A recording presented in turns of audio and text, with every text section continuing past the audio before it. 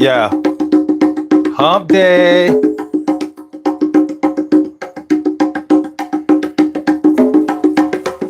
How y'all feeling, man? I hope y'all good. Everybody all right?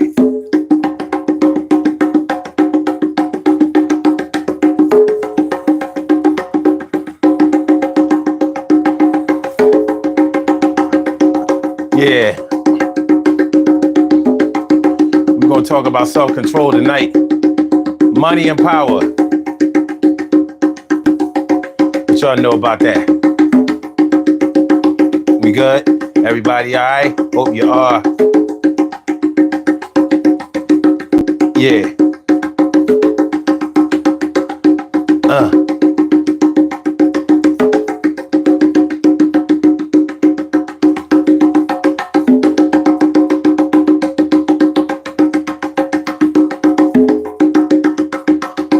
Yeah.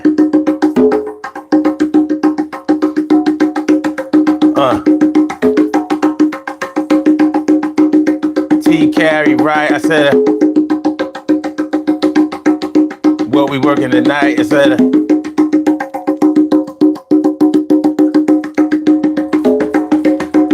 what's that? Something Buddha? I can't see it that well from here. If I'm wrong, I'ma get it corrected. Yo. What would stop you from being a Diddy if you had the money? You know the cash brings out the ugliness in people. What y'all know?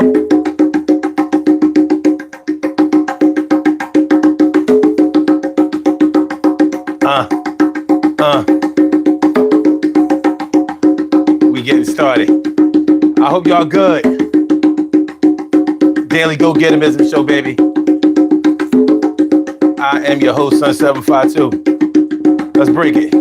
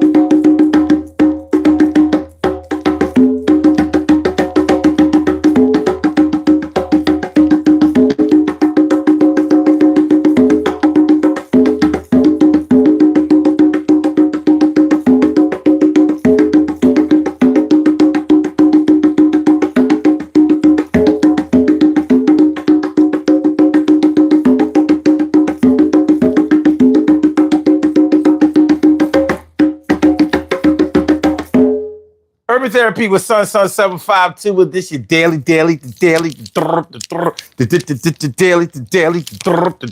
It's the Daily Go Get 'Emism Show. You think it ain't when it is? You think it won't when it wins? We are here and we are in motion. We do this thing, taking all fast lane, no coasting, and everything is gonna be all right. We talking about if you had the money, what would stop you from becoming a Diddy tonight? What's good, y'all? Oh, this Happy Buddha. What's good? And Dr. Darnell, what's up, man? How y'all doing? Hope everybody's feeling good. Feeling good. Hump Day Wednesday, the 21st of May. You know, May is slipping on by us. It's getting on up out of here. You know, life starts to roll on. But tonight, we're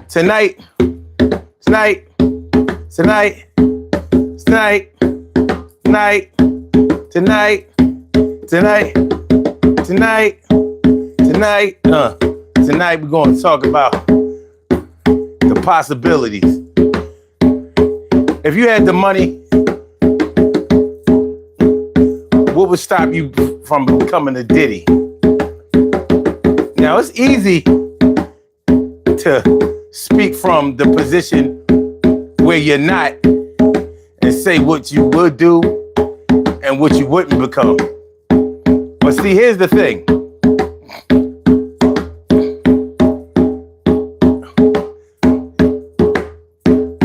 Puff Daddy, Diddy, Sean Combs, whatever he calls himself these days, he wasn't created overnight.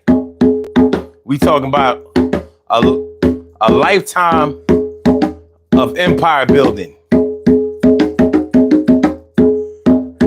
And when you've been involved in something deep all your life, it can mold and shape you into something that other people could only dream of. So it could be the case that most of us are talking about not becoming like him or becoming like him as like a lottery pick. You know, you play the lottery.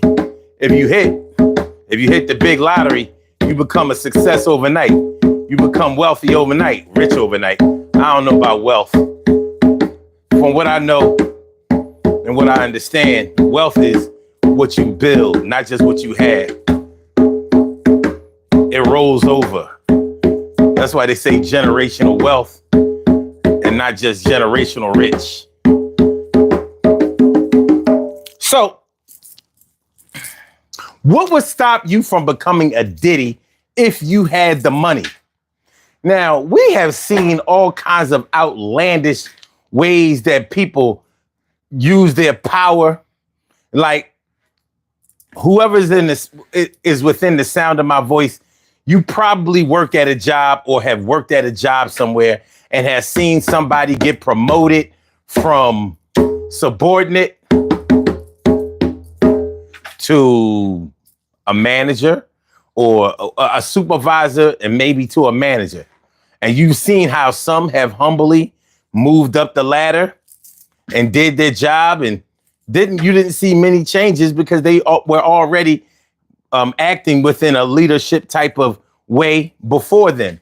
But then you have some people who always were sitting in the background just waiting for their chance to beat down somebody, put down somebody, get rid of somebody, make life hard for somebody.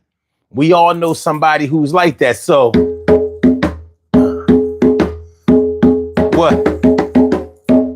what would suppress that in you?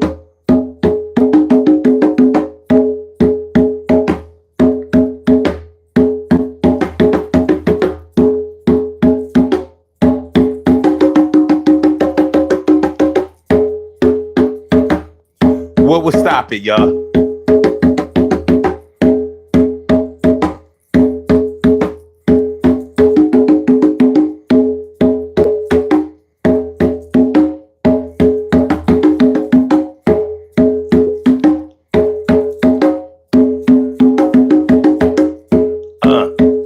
What would stop it? Well, we're gonna have this conversation tonight. What would stop you from becoming a Diddy if you had the money?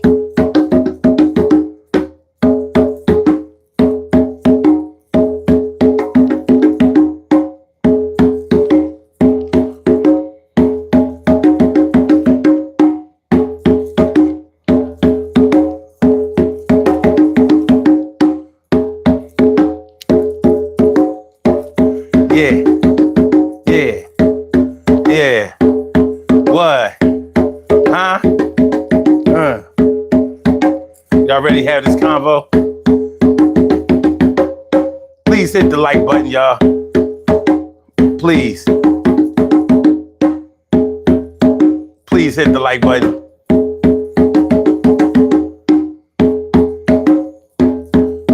I promise to make it worth it. Promise that. That's easy. Sorry about that.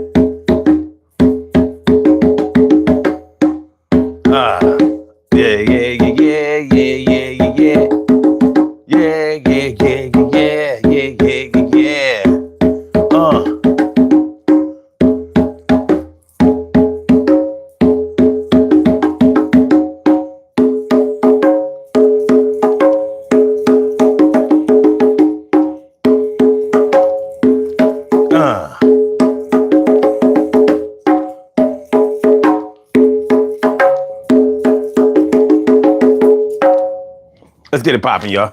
Let's go ahead and get it on. Let's go ahead and get this thing where we want it to be. I got something really, really awesome to see now. So yeah, what would stop you from becoming a Diddy if you had the money? Now, the reason that I wanted to talk about this, we talked about what's going to stop your daughter from becoming a Cassie last night. Now I want to talk to the fellas. And I guess I want to talk to the fellas, and I also want to talk to the women too, because, you know, you can be drunk with power in any situation. You can be drunk with power if you have the means and people are falling at your feet and willing to do whatever you tell them to do. Now, we've seen this scenario play out in on a lot of different platforms from a lot of different people in a lot of different ways. So, with that being said, how do we know what's deep down inside of us if we haven't ever seized the opportunity to see whether we are built to stand up, to be sturdy, to show strength, resolve? We'll see. I see that we have a caller on the line. Caller, it's a little too early. It's a little too early. Caller with the last numbers 0096. I will get with you. I can actually call you back. But right now I'm doing my intro. It's not time to take calls yet. Not yet. When it's time, then it's time. When it's on, then it's on. But right now it's not time and it's not on. But yeah, you know, we've seen people go from, it may have started all the way when you were a little kid. You know, those of you who have older siblings, you know, when mommy used to go somewhere and leave the oldest in charge, or whoever was the oldest at that time, whoever was in charge, sometimes whoever was in charge took a little bit too much pleasure in being in charge and in bossing everybody around, telling everybody what to do. They became an overbearing snitch all in one afternoon. All in one afternoon. You may remember it when you were younger. You may remember it when you were a kid. I've seen it play out. It can get ugly. Well, mommy said that I'm in charge. Mommy never said that you was the boss, but you were in charge. And some people really, really took that to heart and they ran with it and it got ugly. It got real ugly, yes, and so we're going to talk about it tonight. What up? Marissa Allberg, what's good? And my people's Buana Haguski. Buana Haguski was good. Good to see y'all. Good to see y'all. All right, man. So let's go ahead. Let's go ahead and get with this. Let's go ahead and get with this whole situation that we're talking about tonight. What up, y'all? Do me a favor, please. As y'all sashay on in here, please hit the like button. Please hit the like button. Hit the like button. Give me a like. It helps the channel. The channel needs help. It helps the channel, and the channel needs help. And only you can do it. Only you can do it. And I'd appreciate it so much. I'd appreciate it so much. Dr. Darnell said, I've been missing your lives the past week. Good to see you going. Man, I appreciate you coming back through. We will always be here. I mean, not even toot my own horn, but I have to be the most consistent blogger I've ever seen. You know what I mean? I may not be the best. And deep down in my mind, though, in my heart, I feel like I am. But you know what I mean? That's personal. You know what I'm saying? That's all ego. But I'm definitely the most consistent that I know. Let me see. Dr. Darnell says, money brings out more of who you are. If you want to see the nature of a man, don't give him hardship, give him power. I think if you give him both, you'll find out a lot, because you'll see the desperate nature of a man if you take everything away from him. So somebody who says that they don't lie, that they don't cheat, that they don't steal, take everything away from them and see if it remains the same. It might get real interesting. Real interesting, you know what I'm saying? Real interesting. For real, for real. So that's what we're talking about tonight, y'all. How do you know that you wouldn't become a Diddy if you had a bunch of money? And I'm not talking about no little bit of a lot of money. I'm talking about millions of dollars. I'm talking about 7 figures and up. You know, like on the 8-figure side. The 8-figure side, because even 7 figures, 7 figures can be strained. You know, I mean, you definitely have a couple of dollars in the 7-figure category, but the way that this economy is set up right now, to really say that you are rich, you got to be in the 8-figure category, and that's crazy, right? But I mean, that's where we are. That's the inflationary goal, or the inflationary barometer that we are looking at. In order to say that you are filthy rich, you got to be an 8-figure nigga. And that's crazy, but that's where we are. Okay, Dr. Darnell says, hardship, you do what you have to do. Power, you do what you want to do. And that's why I wanted to talk tonight. Because it seems like when you have power, you do what you want to do, but not everybody will adhere to your power. And no matter how powerful you are, there's somebody more powerful that you may have to go through in order to really get to your ambition. And that's why this whole Diddy thing should be a really good case study in sociology. Because like I was saying, when I had the drums out, you know, speaking from the standpoint of a lottery, of somebody who won the lottery, not that I won a lottery, but speaking from the standpoint of somebody who basically would have to go from rags to riches in order to understand the mentality of a Diddy, I don't think is fair to put them in that conversation. Okay. No, you can call in now. Like when I'm standing up and playing my drums, I'm not going to take calls. So, you know, anybody who wants to call in now, y'all can call. And the number to call is area code 267-874-1949. That's the number to call. I said a 267-874-1949. Yes, y'all. I said a 267-874-1949. Yeah, get on the line. I said a 267-874-1949. Yeah, get your shine, baby. Get your shine, baby. Get your shine, baby. Get your shine, baby. 267-874-1949, baby. Call 267-874-1949. We get you on up in here. You know this is a totally interactive show. We do not do censorship on this platform. No censorship. You can say it the way you mean it. Except when you're in the chat, because in the chat, you have to abide by the rules of YouTube and Google Incorporated. Community standards, son. Community standards, son. You know what I mean? So, but when you call in, I'll let you rock out. I'll let you say what you got to say. Cheryl Halsey. Cheryl Halsey. Okay, hold on. We have a call on the line. People ain't waiting tonight. You have a call. All right. From. Real. All right. Caller with the last number 0096. Welcome to the Daily Go Getimism Show. What's on your mind tonight? What's good? Man, how you doing, Brother Sean? Man, I enjoy you. Man, appreciate you calling in. Thank you. I just wanted to touch on something and just get your opinion about this. Okay, as far as Puffy goes, if a person get their sexual identity at a young age and it grows and it goes different ways, I don't really see a direct correlation between his wealth and his sexual desires or appetites or whatever he's into. I think that's separate. I think wealth may help you hide it better, but I just think he was already like a sexual, I wouldn't call him a deviant because that's what he's into.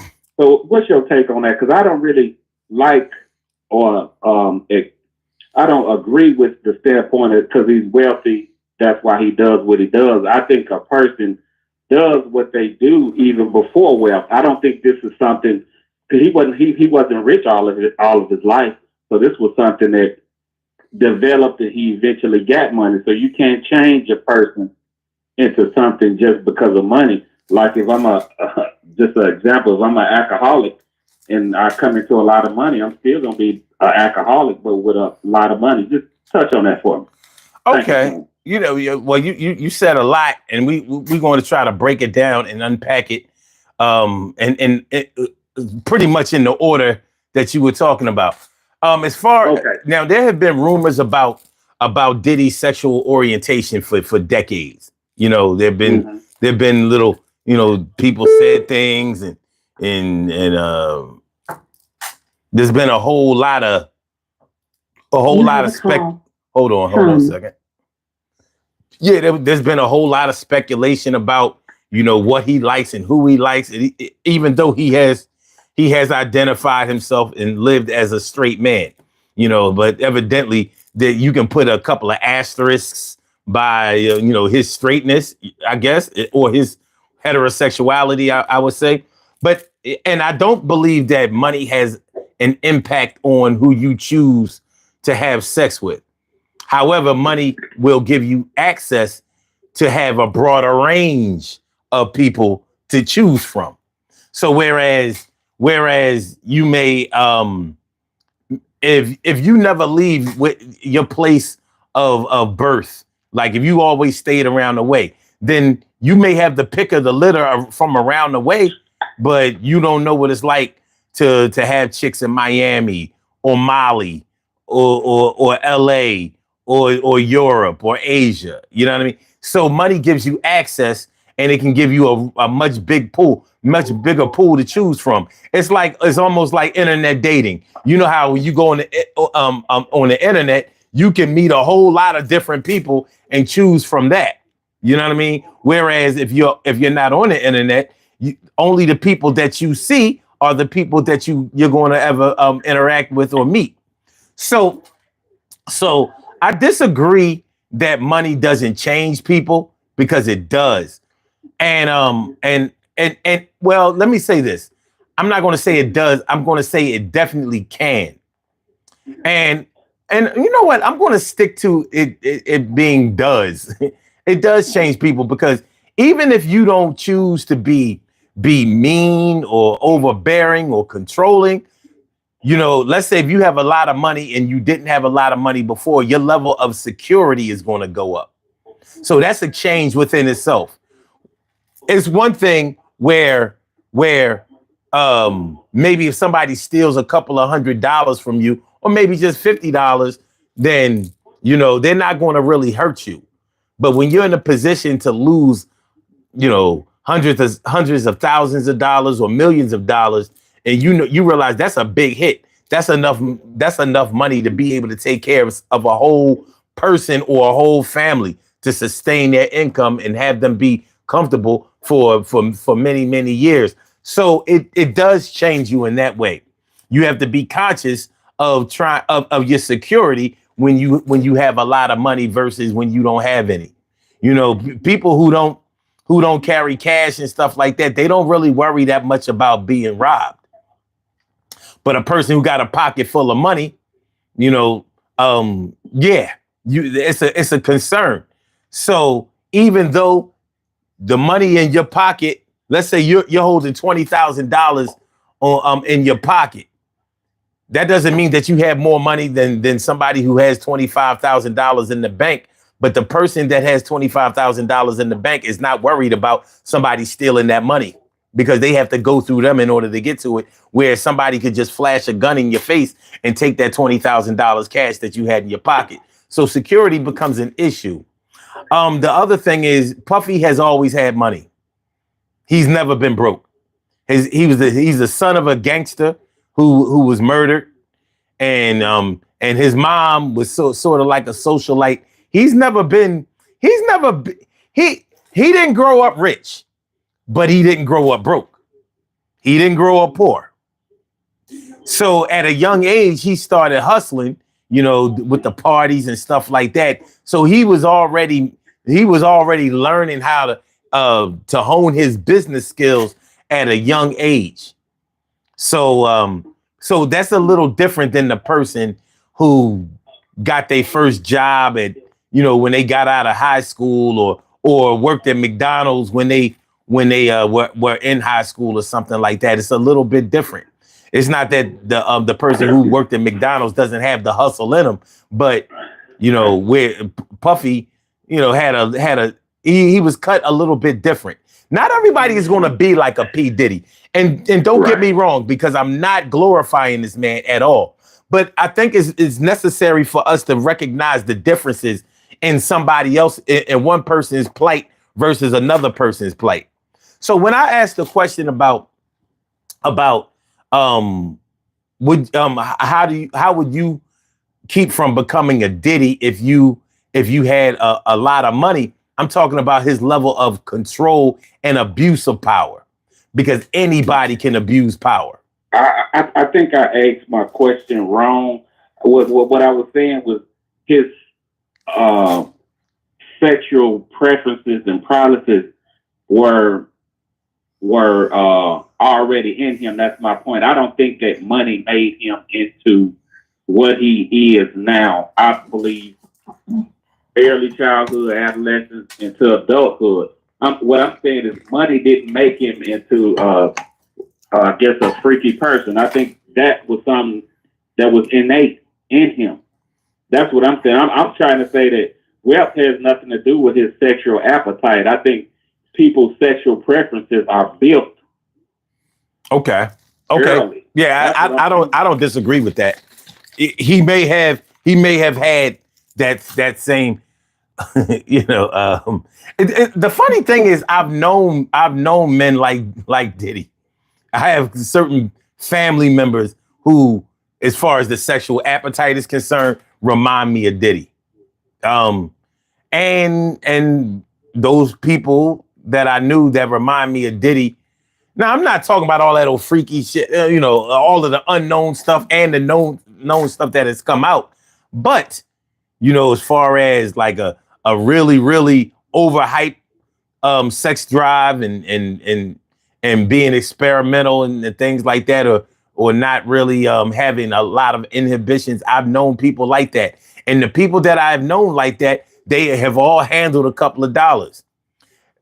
And it always made me wonder, is there a correlation between the money and some of that appetite for that sexual appetite?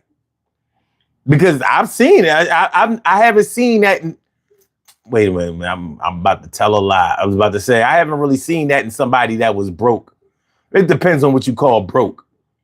Because even the ones that I knew that were broke, but always had to be up in some pussy or some shit like that, they were still, you know, trying to get that money because they understood. If I'm gonna get these chicks, I'm gonna have to have a couple of dollars. It's gonna be hard to get my shit off, you know, all free, you know, for free.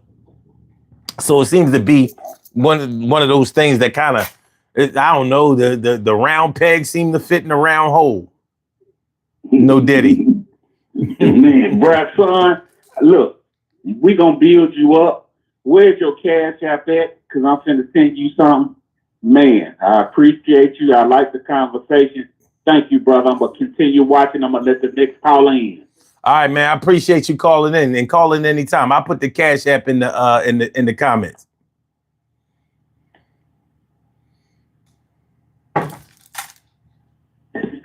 All right. Caller with the last numbers 48. Thank you. Have a good night, brother. I'm still watching. All right, that's cool. Caller with the last numbers 4828. Welcome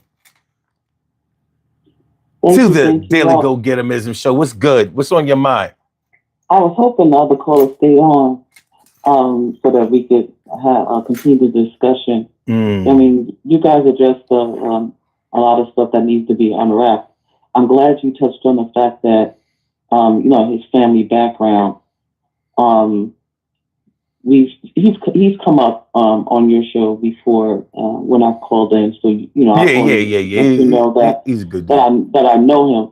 So like one thing about him is that he's always been influential, regardless of who his parents were. He's always had, it, whatever it is. So he's always been influential. And I do think that money, there's a direct correlation between money and his behavior, his deviant behavior, and how much of that he indulges in. Because once you have money, whether for a long period of time or a short period of time, now you have access to way more things, way more people, and the ability to really go in on what you desire. I mean, we see it even when for men who frequent strip clubs, right? You know, when they get some money, they go right up in the strip club to indulge. What'd you say? I didn't say anything. Go ahead. Oh, that was weird. I heard it like a feed. That was Casper. That was Casper. That wasn't me. Hey Casper, what's up? But you know, we see it when people get their tax returns. Oh Lord. You know, when they get their paychecks. You know, there's all kinds of different scenarios.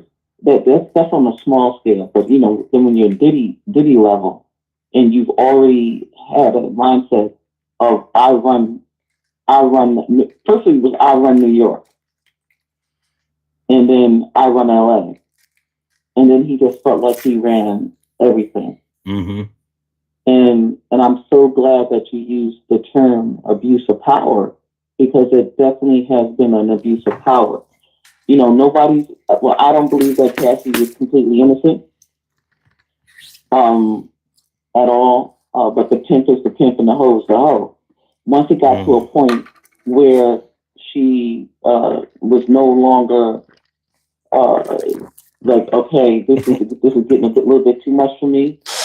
Now it's going from, you know, it's being taken up a notch, and the average man, they may not believe it, but not all men. Let me be clear.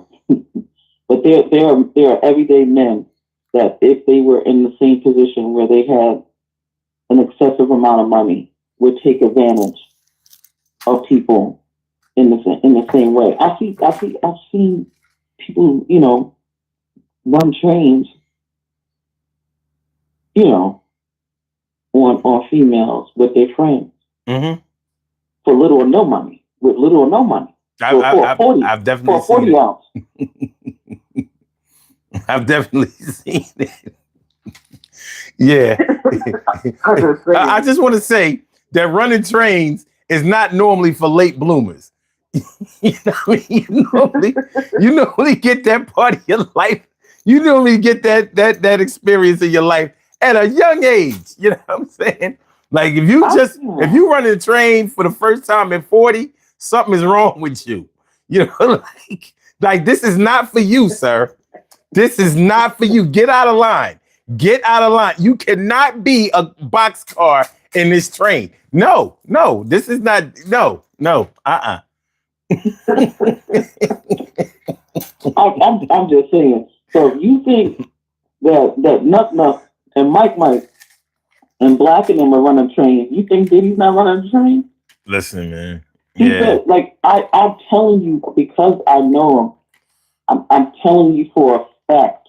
If anybody doubts that he was trafficking people, don't doubt it, because he has felt for a long time that once you are in his presence, if he allows you in his presence, you are obligated. This is men and women, real shit, to do what the hell he says.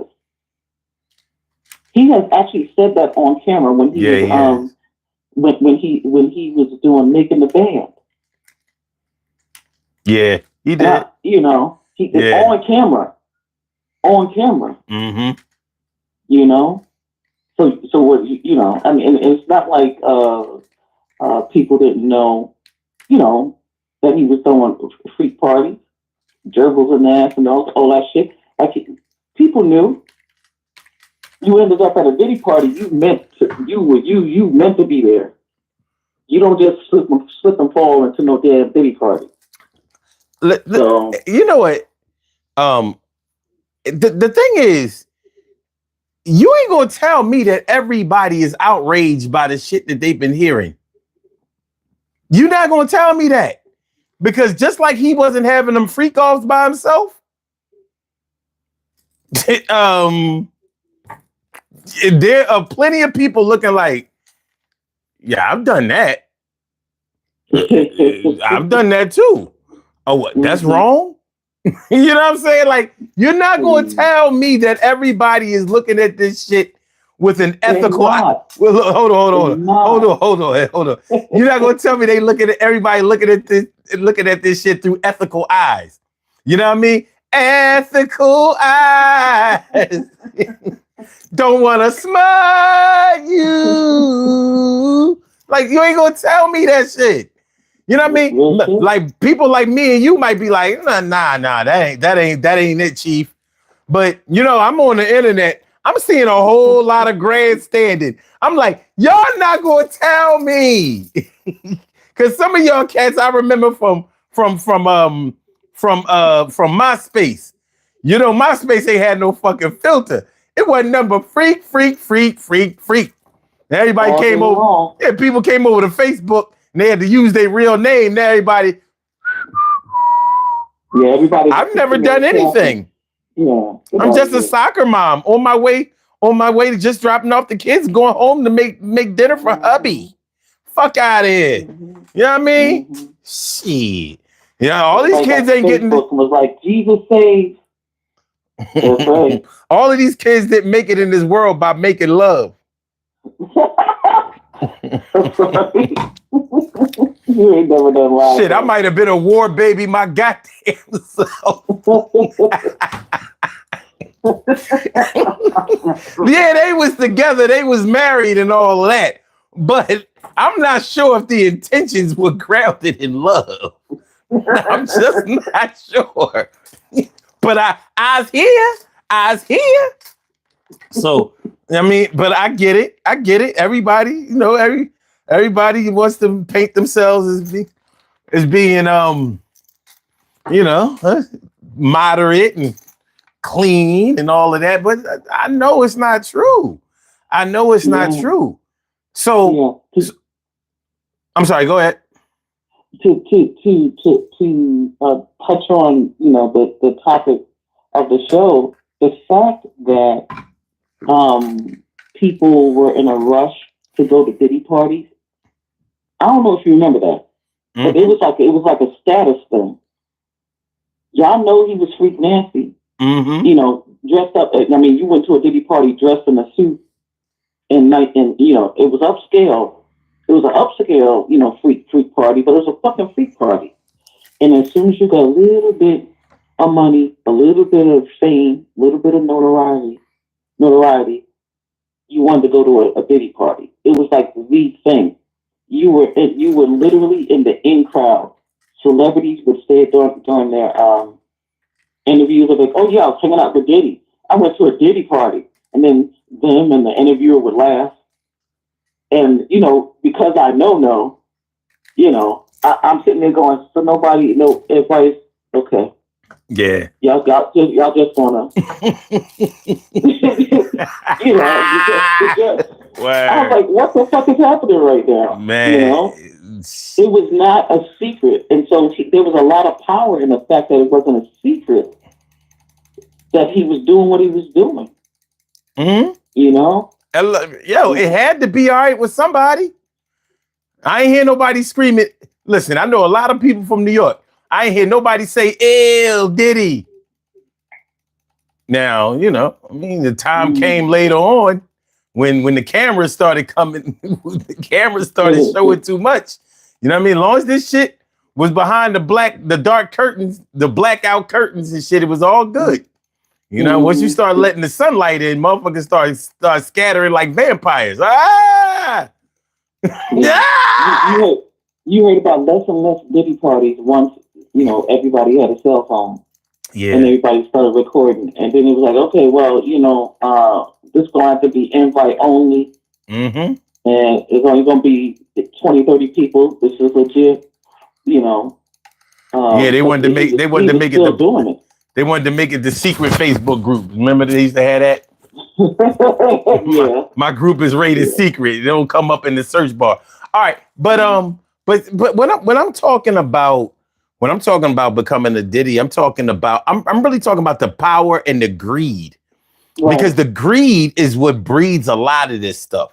So whether you're talking about greed in terms of your sexual appetite, or if you're talking about greed in terms of what you would do to get more money or to build more wealth. Now, like Diddy wasn't no overnight success. Like he threw those parties, he did his thing down Howard. I think Diddy only went to school for a year or two. He didn't graduate from Howard, but he had amassed a following down Howard. He was of legendary status. And he was legendary in New York too. Like he used to throw these parties.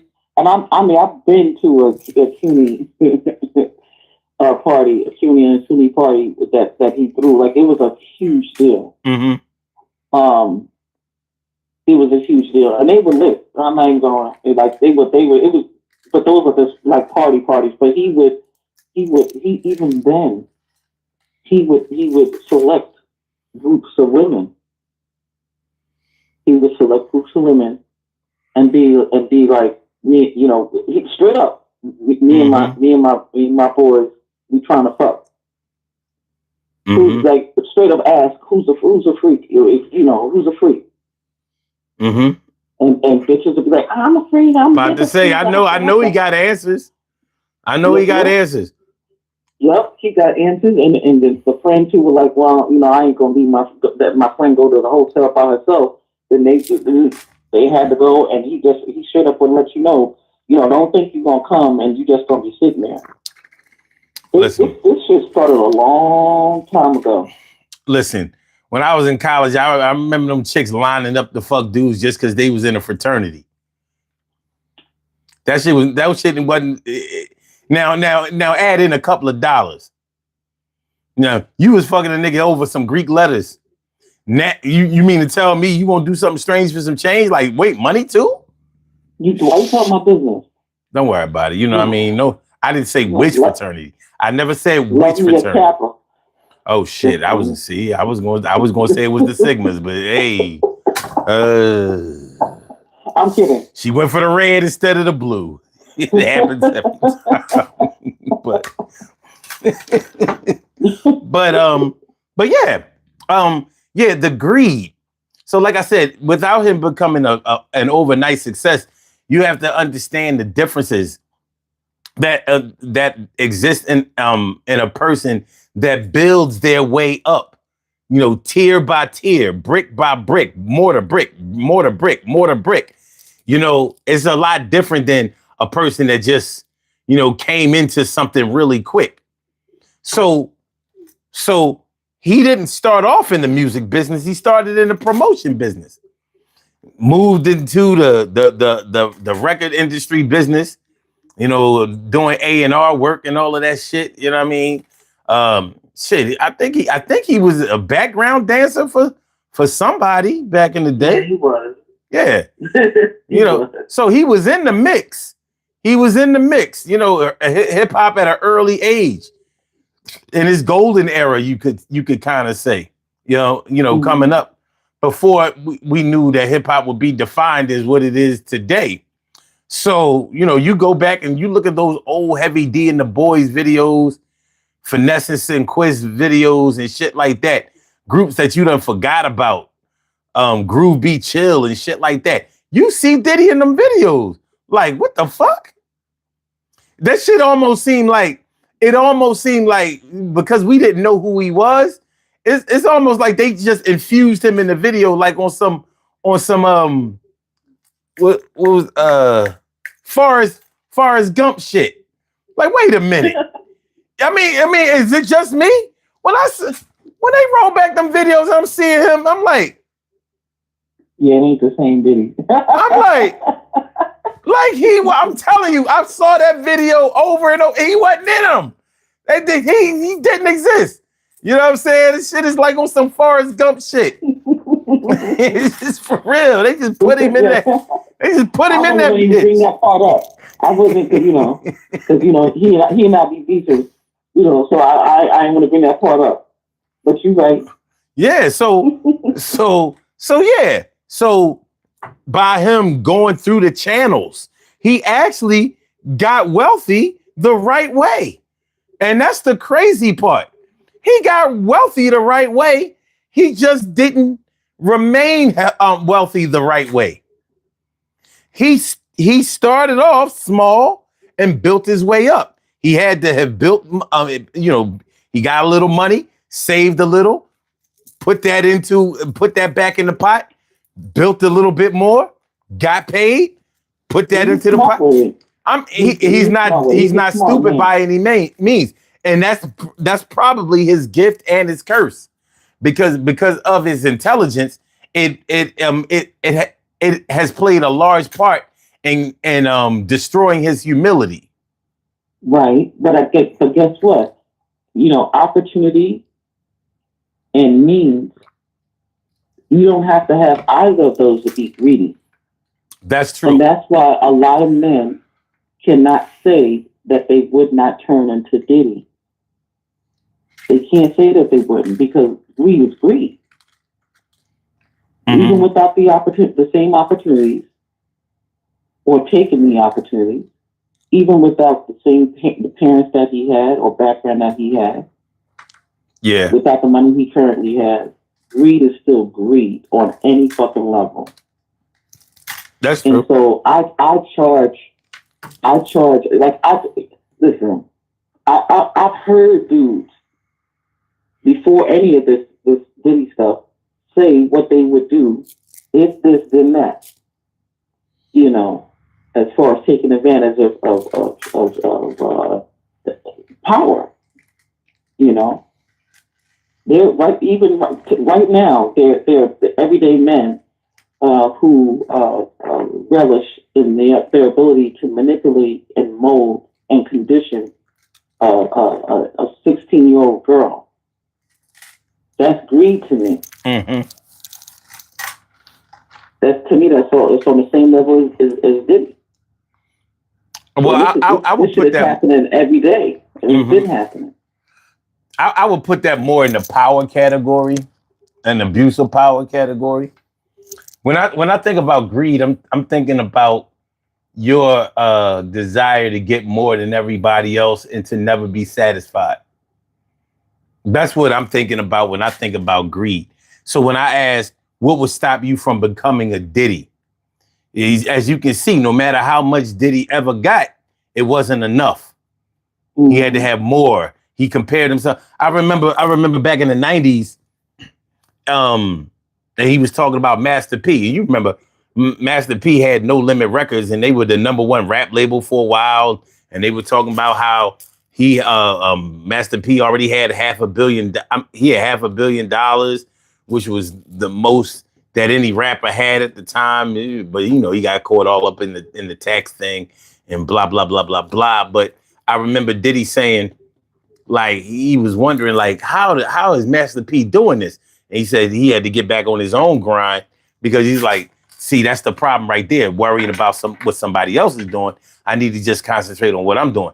But subliminally, what I was hearing from him was, I'm going to be better than Master P. I'm going to have more than Master P, and whoever else.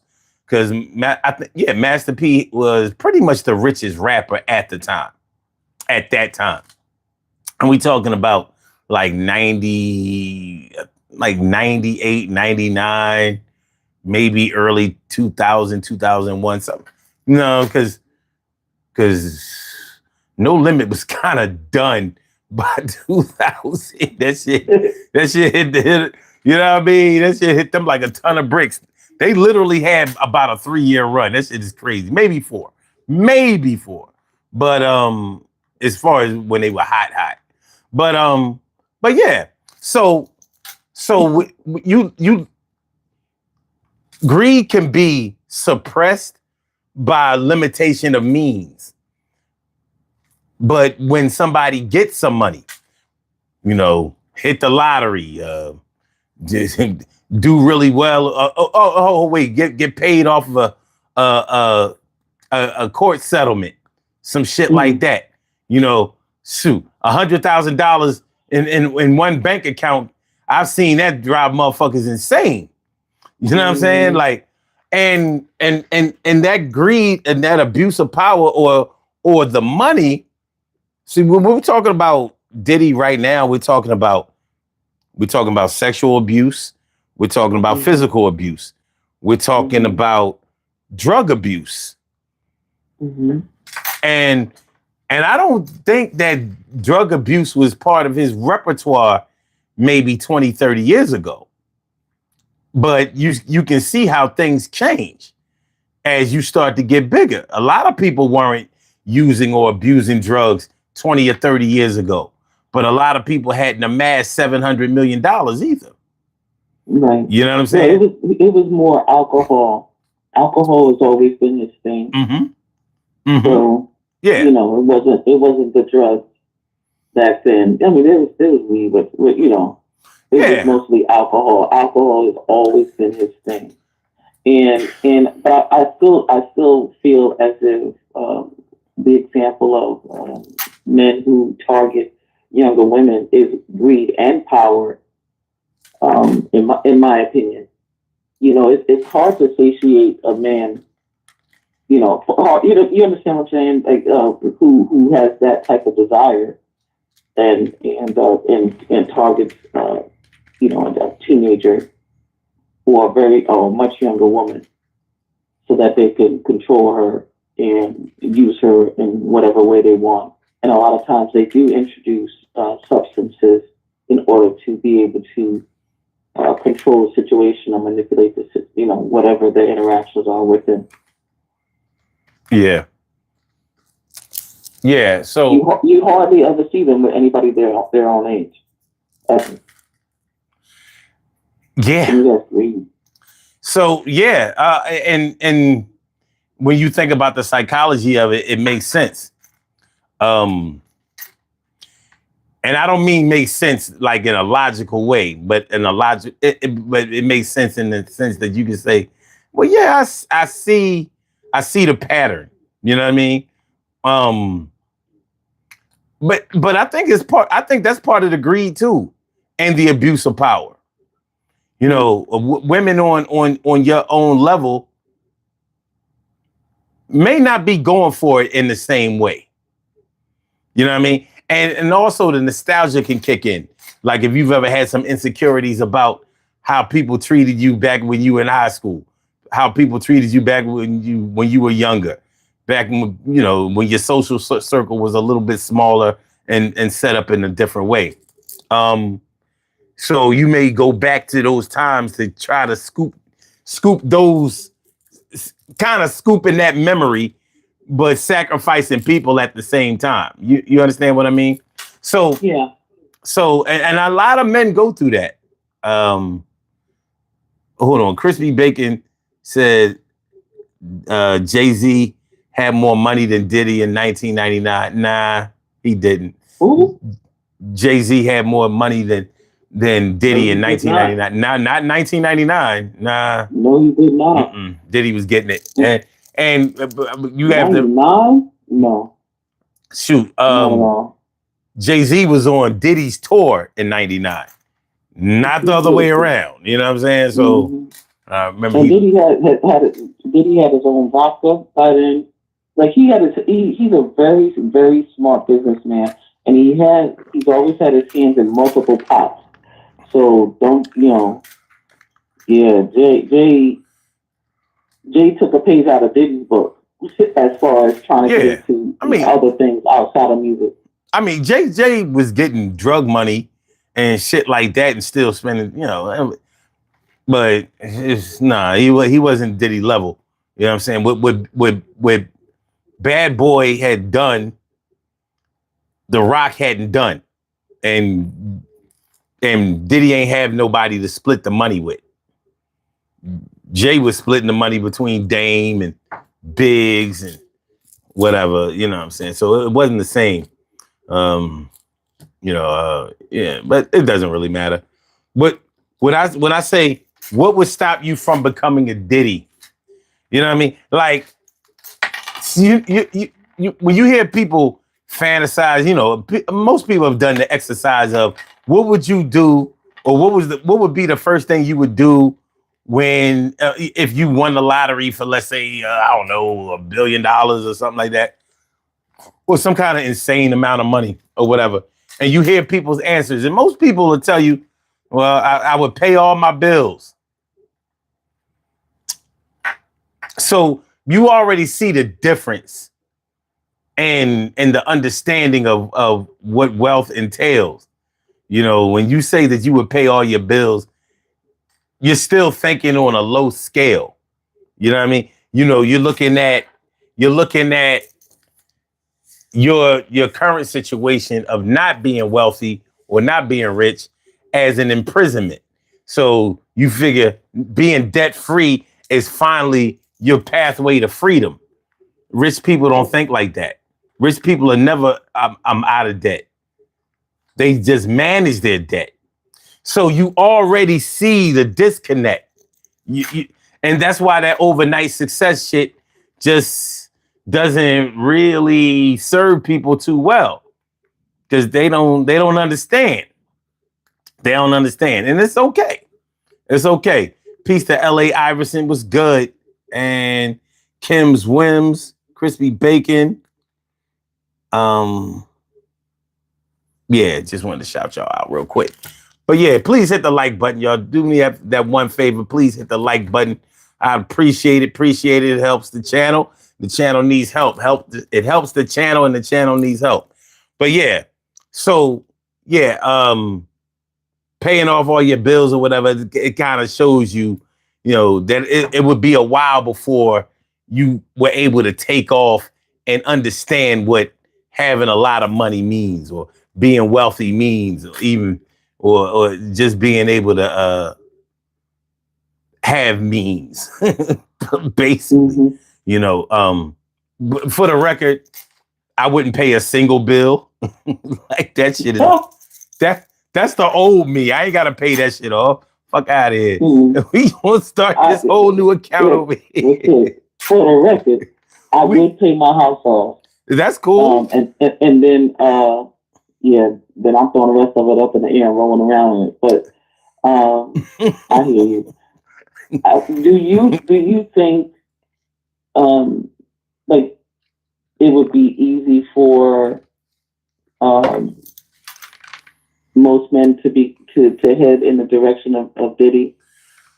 I don't know about most men, but I know what a man will do if he has enough money and there's enough pussy around. I've seen it. I've seen it flip motherfuckers like houses. For real. It can really, really bring out the monster in some people. So wait, Kareem Akbar Muhammad says if Diddy wasn't wealthy, he would be free right now. He sure would. Because he wouldn't have had the opportunity to do shit on the level that he's been doing it. So that's absolutely true. Well, I don't know. He could have just had different charges. It might have been more of a state case than a Fed case. Well, well, yeah, I guess. I'm just saying. If he didn't have money, he wouldn't have been able. He didn't just traffic Cassie. Like, people are really honing in on just Cassie. There are a lot of motherfuckers that don't want to speak up because they got away from it, and they moved on. Right. Well, but a lot. But there are people who know who's who, or who who's gonna get run up in. So it's yeah. If he wasn't wealthy, that is a true statement. If he wasn't wealthy, he'd be a free man right now because he wouldn't have been able to do what he's done on the scale that he's done it. I don't know. The feds wouldn't even be looking at some Yeah, I just don't. Regular guys. I just don't know if he would be free. You know what I mean? Because he beat a gun case. Remember, at the end of in 1999. Oh, I remember. Yeah, he beat a gun. He shot the chick. You know what I'm saying? And then he actually said it in the song. Yeah, Diddy did it. Like so, yeah. So, like I said, I'm not so sure he would be free because, you know, instead of the trafficking, he would have just had a domestic violence. He might have had a domestic violence case. You know what I'm saying? Like, having money can put you into more of the white collar crimes area instead of the blue crime. So it might have been more of it might have been more of a state case that he would have been fighting than a Fed case. So I mean, I can't say that he would have been free because I'm not so sure that whatever money that he had, he wouldn't have still abused the power that he had. I think the person who made the comment was saying it wouldn't be on this. It wouldn't be the national news. No, I totally understand. National and world news. I totally understand what he's saying. I get it. I get what he's saying. What I'm saying is he would still be Diddy.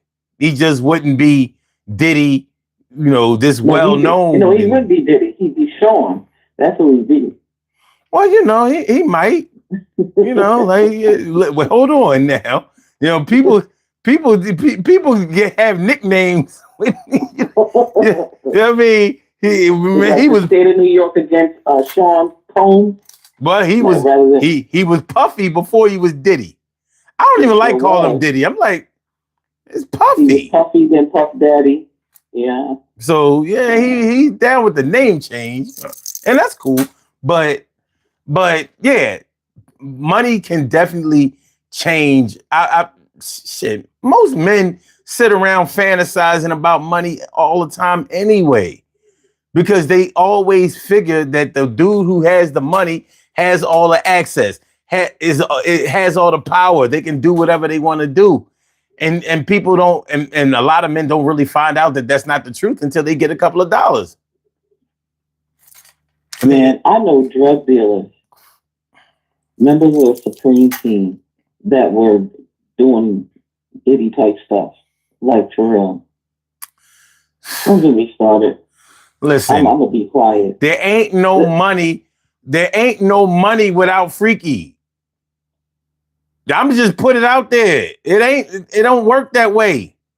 The more money, the freak's gonna come in, even if it ain't you. The people around you, somebody gonna get some ass, and eventually you are too. It's even consistent. You look at mega churches and all of that. Look at a lot of these pastors and shit like that. They got what did they eventually get caught for? Either stealing money or getting some pussy. It is what it is. You know, so everybody acting like this shit, you know, turning their nose up like, oh, clutching their pearls and shit. Get the fuck out of here. You know what I mean? All of y'all got a cousin or uncle, a friend from school, high school or college that done a lot of this shit y'all talking about.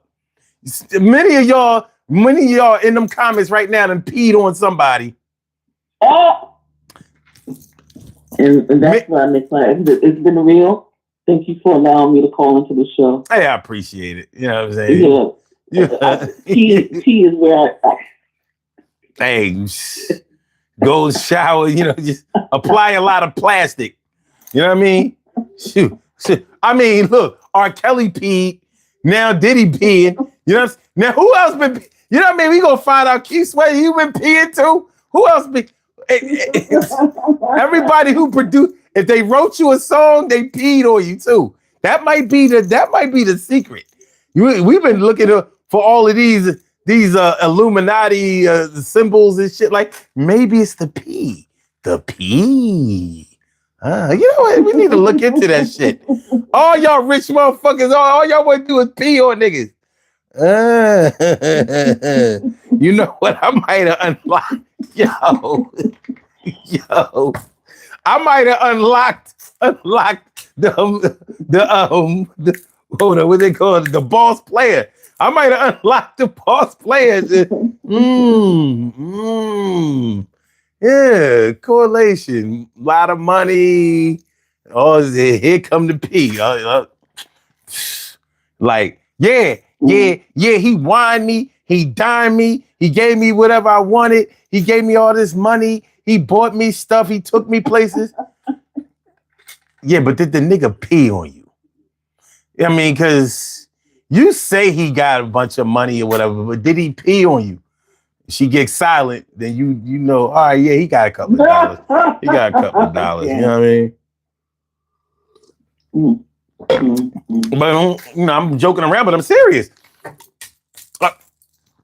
Everybody's not appalled by this shit. Some people are waiting for their chance to be able to do some of this shit. Like, I just wouldn't have forced nobody to do it. I know some chicks that do it more than voluntarily, and they'll get some other chicks that'll do it, and they don't even really realize that's how all this shit started. You know, a friend got some more friends, and you know, shit started leaking. The money man is always going to go down. They always going to be the one that get told on. They always going to be the one that gets told on. Oh shit. Okay. All right, hold on a second. You have a call from G-Tron. Caller with the last number 6867. Welcome to the Daily Go Getimism Show. What's on your mind tonight? Yes, son, this is G-Tron Feel Good. Oh, yeah. Glad you came through, G-Tron. Always great to hear your voice. Here's what I got to say about pissing, right? Here's what I got to say about pissing on people. Well, hold on. So first of all, that's what attracted you, right? Don't make it weird. Troy, you're making it, I'm sorry. Son, you're making it weird. I'm getting peed on weird or peeing on somebody weird? Yeah. People get pissed on all the time. Please pardon me. Please pardon me. Please pardon me for making peeing on somebody or getting peed on weird. I pissed on a lot of guys' children. Can we talk about pissing on people? I mean, don't make it weird. If I tell you what it's like to piss on people, because first of all, consenting adults can piss on each other. I don't know what you're going through, bro, but okay, here's my favorite story. Here is my favorite reasonable adult functioning human being story about pissing on people, right? What's going on? What's going on, son? What's going on, family? It's all good. It's all good. Everybody was good. You know what I mean? Everything? Everything good. All right. Respect. Mine is respect. Anyway. So this is about what year was this? This is about like 2010, right? Mm-hmm. Everybody was pissing on everybody, right? The tapes was out, right? And I mean, I fuck with you. I mean, girls like having sex with me, and I like having sex with girls, right? And it's like, the thing is like, I wasn't in like a stable relationship at the time, right? Yeah, because all that peeing would have been wrong if you was in it. Can I get to the pissing, bro? Can I get to the pissing? Go ahead, man. Okay. The pissing wasn't my idea, bro. I'm sorry. I have white shoes. First of all, okay. Let me start at the beginning. Sorry. Go ahead. You know what kind of position you're in as a man when you're wearing white shoes, right? Like, you know how people talk about them black Air Force Ones? Yeah. I remember when I had to, like I was in Harlem, right? Mm-hmm. And I had to learn to wear white shoes, and white shoes come with a responsibility. Like, I didn't go as far as to wear the white Air Forces, but I did have the white Pumas. Okay. Right? And I remember one time, me and my man, we literally, this man was going to the, what do they call that thing? The post office, right? Mm-hmm. And I'm standing outside the post office waiting on this man, and just based on my shoes, right? The bulls came up to me like, yo, what you doing here? Right? Because if you know, and it is a bizarre, and this is going to make me sound like an immigrant, right? Why you gotta say it with the? Why you gotta say it with the ER? What the hell? I'm telling you my experience. What the fuck? I'm telling you my experience. When a black man shows up in some crisp white shoes, people ask questions. Right? So I'm gonna get to the pissing in a minute. So just walk. Why is it taking so long to get to the piss? You losing me. I need to go get That's this what I'm saying. All right. So let's just skip to the pissing. Anyway, I'm just saying I was wearing Pumas, so I feel like I'm the victim here. I wasn't wearing Air Forces. I was wearing the Puma Californias. You know, the joints with the bubblegum bottoms? I was the victim here. Anyway, so I met a woman, right? And this is now, because remember R. Kelly was doing the pissing thing, right? Hello? Come on, man. Today. The fucking story. Bro, R. Kelly was doing the pissing thing sometime around 2000, right? 99, 2000, right? Yeah. So, first of all, R. Kelly was the biggest artist in the world 99, 2000. That's the reason that they let him get away with it at the time. If R. Kelly was dropping them jams, right? When he was in court in like 15? He would have walked in 2000. Homie R. Kelly could have set a bomb at the Pentagon, and he would be fine, right? So everybody's pissing on people, right? And I'm not a pisser, right? I got a woman. We've been together for a while. You know what I mean? So, and it's like all my friends are like, "Hey, we're pissing on bitches now," right? And I'm like, "Hey, baby," you know. Like I'm hanging out with, because I'm a stable person. I'm like, I hang out with my friends on Fridays. We have date on Saturday. We have work. You know what I mean? I gotta go see Jesus on Sunday at 10. You know what I mean? Like I'm a stable person. So I'm like, hey baby, all my friends are talking about pissing on people, right? And I think at this time I'm probably like 20 years old, maybe like I was probably like 24, 26 years old, right?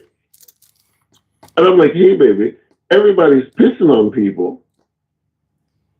Because, son, can I ask the question, brother? Go ahead. While you're here with all your fucking judgment, was there like a couple of summers where pissing was the shit? I don't know. You know what? I'm realizing how young I am, in my experience, because I have yet to pee on anybody. Nigga, the pee is literally free. The pee is free. So you missed the show. You know what I mean? You was never a part of the.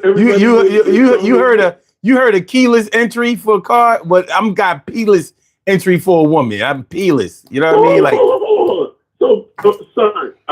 Manners and respect, of course, always manners and respect, right? So during the Obama years, you didn't piss on nobody and nobody pissed on you? I've never been peed on. Well, wait. Wow, that is amazing. Wait a minute. It depends on what you call pee. No. Here's my being pissed on experience. I'm gonna tell you my piss on experience. I've definitely had the pleasure pee, but not the pee. Not the pleasure pee. I've definitely had the pleasure pee. Plenty of pleasure pee. No. Okay. Here, I mean, because first of all, when I was, Wait a minute. I have a question. I have a question because you said, you're stable. You kept saying, I'm stable. I'm stable. You had been with a woman for a while. You saw Jesus on Sunday, and I guess you heard R. Kelly was pissing on bitches on Monday, and you decided to go home to your stable home and ask the woman about being pissed on. Do you want to hear what happened? No, I mean, I'm guessing you got pissed on, or somebody got pissed on. No, do you want to hear what happened? Story, right? And you had on white shoes when you got pissed on. No, that's the beginning of the story, man. What's your name? Okay. What's your name? No, we're not doing my names. name is Caller. my name is Caller. Here's Caller. Here's what happened. Here's what happened in the whole pissing phase of life. It's Rita, by the way. It's Rita. Rita. Everybody was pissing on everybody in 2010. If you wasn't pissing or getting pissed on in 2010, nigga, you was doing it wrong. You were doing it wrong. Well, everybody wasn't pissing on everybody in 2010. Oh my God! Let me tell the story. No, you turn your story's too goddamn long. You know what I mean? I don't need stories with a subject and a predicate. Get to the fucking punchline. Neither one of y'all was pissing, but you talking about people that was pissing. Listen, your piss stories was longer than Austin Powers piss. You know what I mean? Don't nobody pee that long. Story, but it's clear that neither one of y'all was pissing or being pissed on. So why y'all bringing up pissing? I know what happened. It passed. It didn't define us. So you was just sitting in the chat waiting for the subject of P to come in. Like this my time now. All night, my G. I was lurking. He also did no, my woman, like, you know what I mean? So I go to my friends, like, hey, we fuck bitches, but like I'm like one of those, I'm like one of them niggas that keep fucking the same bitch over and over. I guess they call it faithful. So, and all my friends was like, hey man, and, we sold drugs and drove around in Range Rovers and shit. So, whatever is popping at the time, we doing it. So that summer, there was a summer where we were all pissing on bitches, bro. I don't give a fuck what the fuck you talking about. If y'all niggas making this just sound weird, there was a summer sometime around. So what about y'all niggas trying to make that shit sound normal? No, but do you believe that? Do you believe? How old are you, man? What is happening? She 40. She 41. She 41. No, I'm saying if you was fucking in 2010, there was a pissing going on. No, there was not. There was not. See, this is the thing, right? Where are you from? Are you from like Utah or something? So if you had said, everybody was eating ass in 2010, you know what? Eating ass was a fad. All of a sudden, everybody wanted to eat some ass. Everybody did not want to piss on somebody. In 2010, everybody wasn't pissing on somebody or getting pissed on. They just weren't. That's just you and your friends. You and your friends thought it was good to follow behind R. Kelly and piss on bitches. And that's fine.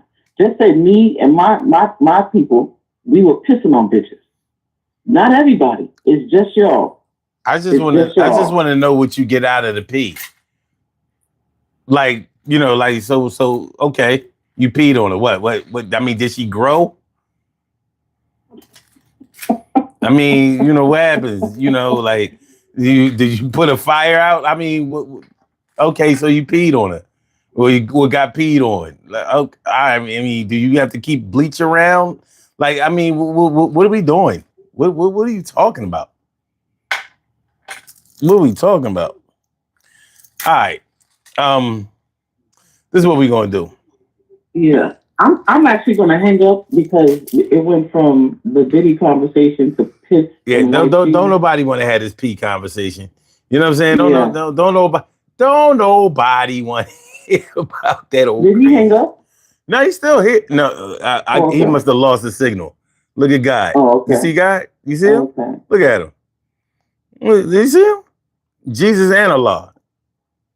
It's a collabo. Well, I said what, I shared my thoughts in the beginning about the actual topic. I'm going to head out.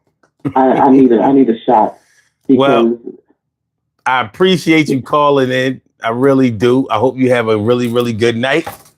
Don't hesitate to call in again. I'll try to make it less dangerous. I think. Yeah. Okay. All right. Thank you. All right. Bye-bye. Good night. The piss expressed on the show tonight are not necessarily the views of this company, this movement, this platform.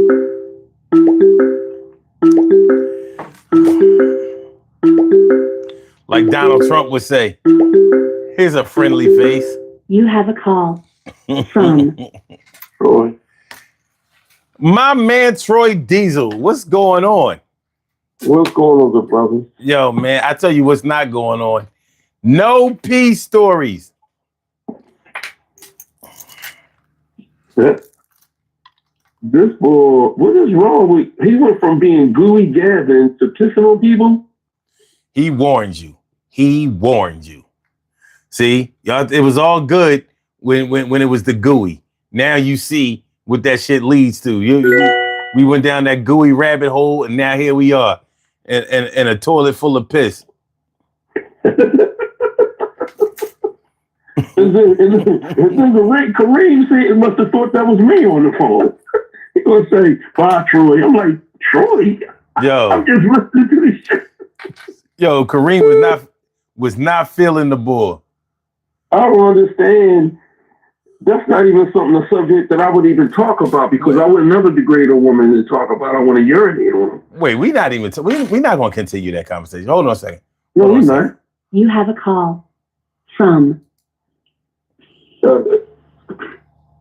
caller with the last numbers 1750. Yeah, hello? Yeah. Hey, man, I've been watching the show for a while, and I just want to say, I really love what you got going on there. Cool. Yes, sir. Yeah, so I'm just a little interested on the topic you've been going over today on the live. Can you just expand on that a little bit more for me? Okay, so the topic of discussion is how do you know you wouldn't become a Diddy if you had a lot of money? So you know how money, the accumulation of wealth, the building of wealth, coming into a really big windfall, it can change people. And it has changed a lot of people in a lot of ways, and normally negative ways, but yeah. So how do you, depending on how your character is set up from the beginning, when you get money, it'll either exacerbate that the characteristics of your character or your personality, or it can make you a totally different person altogether. But I'm under the impression that not everybody is appalled or turned off by the things that they're hearing in this case, in this sex trafficking case going on with Sean P. Diddy Combs. Not everybody is turned off by that, but I think it makes no sense. I would be outraged. Well, can I elaborate on something, son? Sure. Well, when you say what makes you how could I know? I know about myself. The upbringing that I have and the way that I was brought up, how to respect women, would not allow me to get to that point. You understand what I'm saying? Money doesn't change you. Money should not control what you do to any female. If you're an asshole, you're an asshole, regardless. Well, you understand what I'm saying? But we're not just talking about with the females. Like, okay, if you're a controlling person, money is going to make you more controlling. If you're an overbearing person, but see, it has to be. Money shouldn't. If you're a controlling person, I'm trying to make sure I get my words correct. If you're a controlling person, you're a controlling person. But being a controlling person and being a person with power or thinking you have the power with money will make you an asshole. And it all has something to do with who you are as an individual. It has something to do with who you are as a person. It has something to do with your upbringing. You understand what I mean? Because money should not control who you are as a person. It has nothing to do with women. Like you said, it has nothing to do with women, but I'm saying women because of the situation with Cassie. You understand what I'm saying? But as an individual, it shouldn't change who you are. You know what I mean? Like me personally, if I got the coin, I'm going to make sure I look out for people. And you've seen this. If I got coin, I'm going to look out for people, even if you never looked out for me, because I want people to know, look, I got blessed, let me bless you. Yeah. You understand what I'm saying? Can I say something real quick?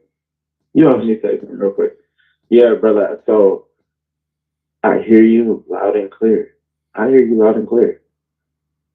But how long though? How long what? How long have you had that dick in your mouth? The same way your mom had. He waited that long. Like, you know, it's funny because Crispy Bacon said it. He said sus caller. He knew. I knew he wasn't right either. You know what I mean? But I'm like, but he went out corny like that. All that time for that? Yeah, all that for what? All that for that? Like, come on, man. Come on, slow down, dog. Slow down. So check it out. I think money does change a person, you know, and in a lot of different ways. Man, I've seen crackheads get paid when their mom died or some shit like that, and they got that insurance money. And what happened? They might have been getting clean. They might have been getting clean before they got that settlement. What happened when they got that settlement? What happened when they got paid off a case or some shit like that? You know, like if you already have vices, if you already have addictions, if you already have fetishes, if you're deep into your fantasies and things like that, having the money is going to really, really highlight that and make it worse. So that's what I mean by what would stop you from becoming a Diddy if you had the money? It's easy to control yourself when you have very little. Unless you're trying to control yourself from getting more. But, you know, when I don't know if they did this in South Philly, but a lot of times back in the 80s, 90s, whatever, we thought we could run away from cocaine addiction. Right. So you know, instead of going to rehab and getting clean, a lot of people would go down south or go stay with their peoples down south or wherever. Like that was just going, like it was their environment that was making them get high. And what happened when they went down south? They started getting high. You take you take yourself everywhere you go, just like your mom used to tell you. And you know, I meant to tell you, my dad always said the same thing. I was like, when you said that line, I was like, wait, this is about a bitch. Yeah. I mean, he said word for word. You take yourself everywhere you go. So no matter where you go, no matter what you do, you can't run from who you are. Right. So you know what I mean? So the thing is, when you have money, hold on, that's Gavin calling. Gavin, I'm gonna call you back. Now you ain't getting on up in here with them long ass crazy stories. Hold on, you just cool off for a little bit. I'm gonna call you back. I promise though. I promise to call you back. But right now we got to bring some sense into this thing. He not doing that shit. So yeah. So you take yourself everywhere you go, and until you change what's going on inside of you, the world around you is going to stay the same. You know what I mean? As soon as you change the inside of you, the world around you starts to change because your experiences, your interactions start to change as well. So the thing about it is, if you're the type of person that has a bunch of vices and addictions and fetishes and all kinds of crazy stuff, the money is going to justify you getting your shit off. It's going to justify you being able to have access to these places. Like, and you've seen this shit too. Like, what? Let's say a dude has an addiction to the strip clubs. What's going to happen when he get a bunch of money? Oh shit! Oh shit! Oh shit! The world changes. So TNA is everywhere. That's what I'm saying. So TNA is everywhere. As soon as you hit this thing, you VIP.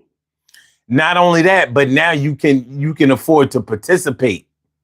And now you can upgrade. Yeah, you're not just a customer no more.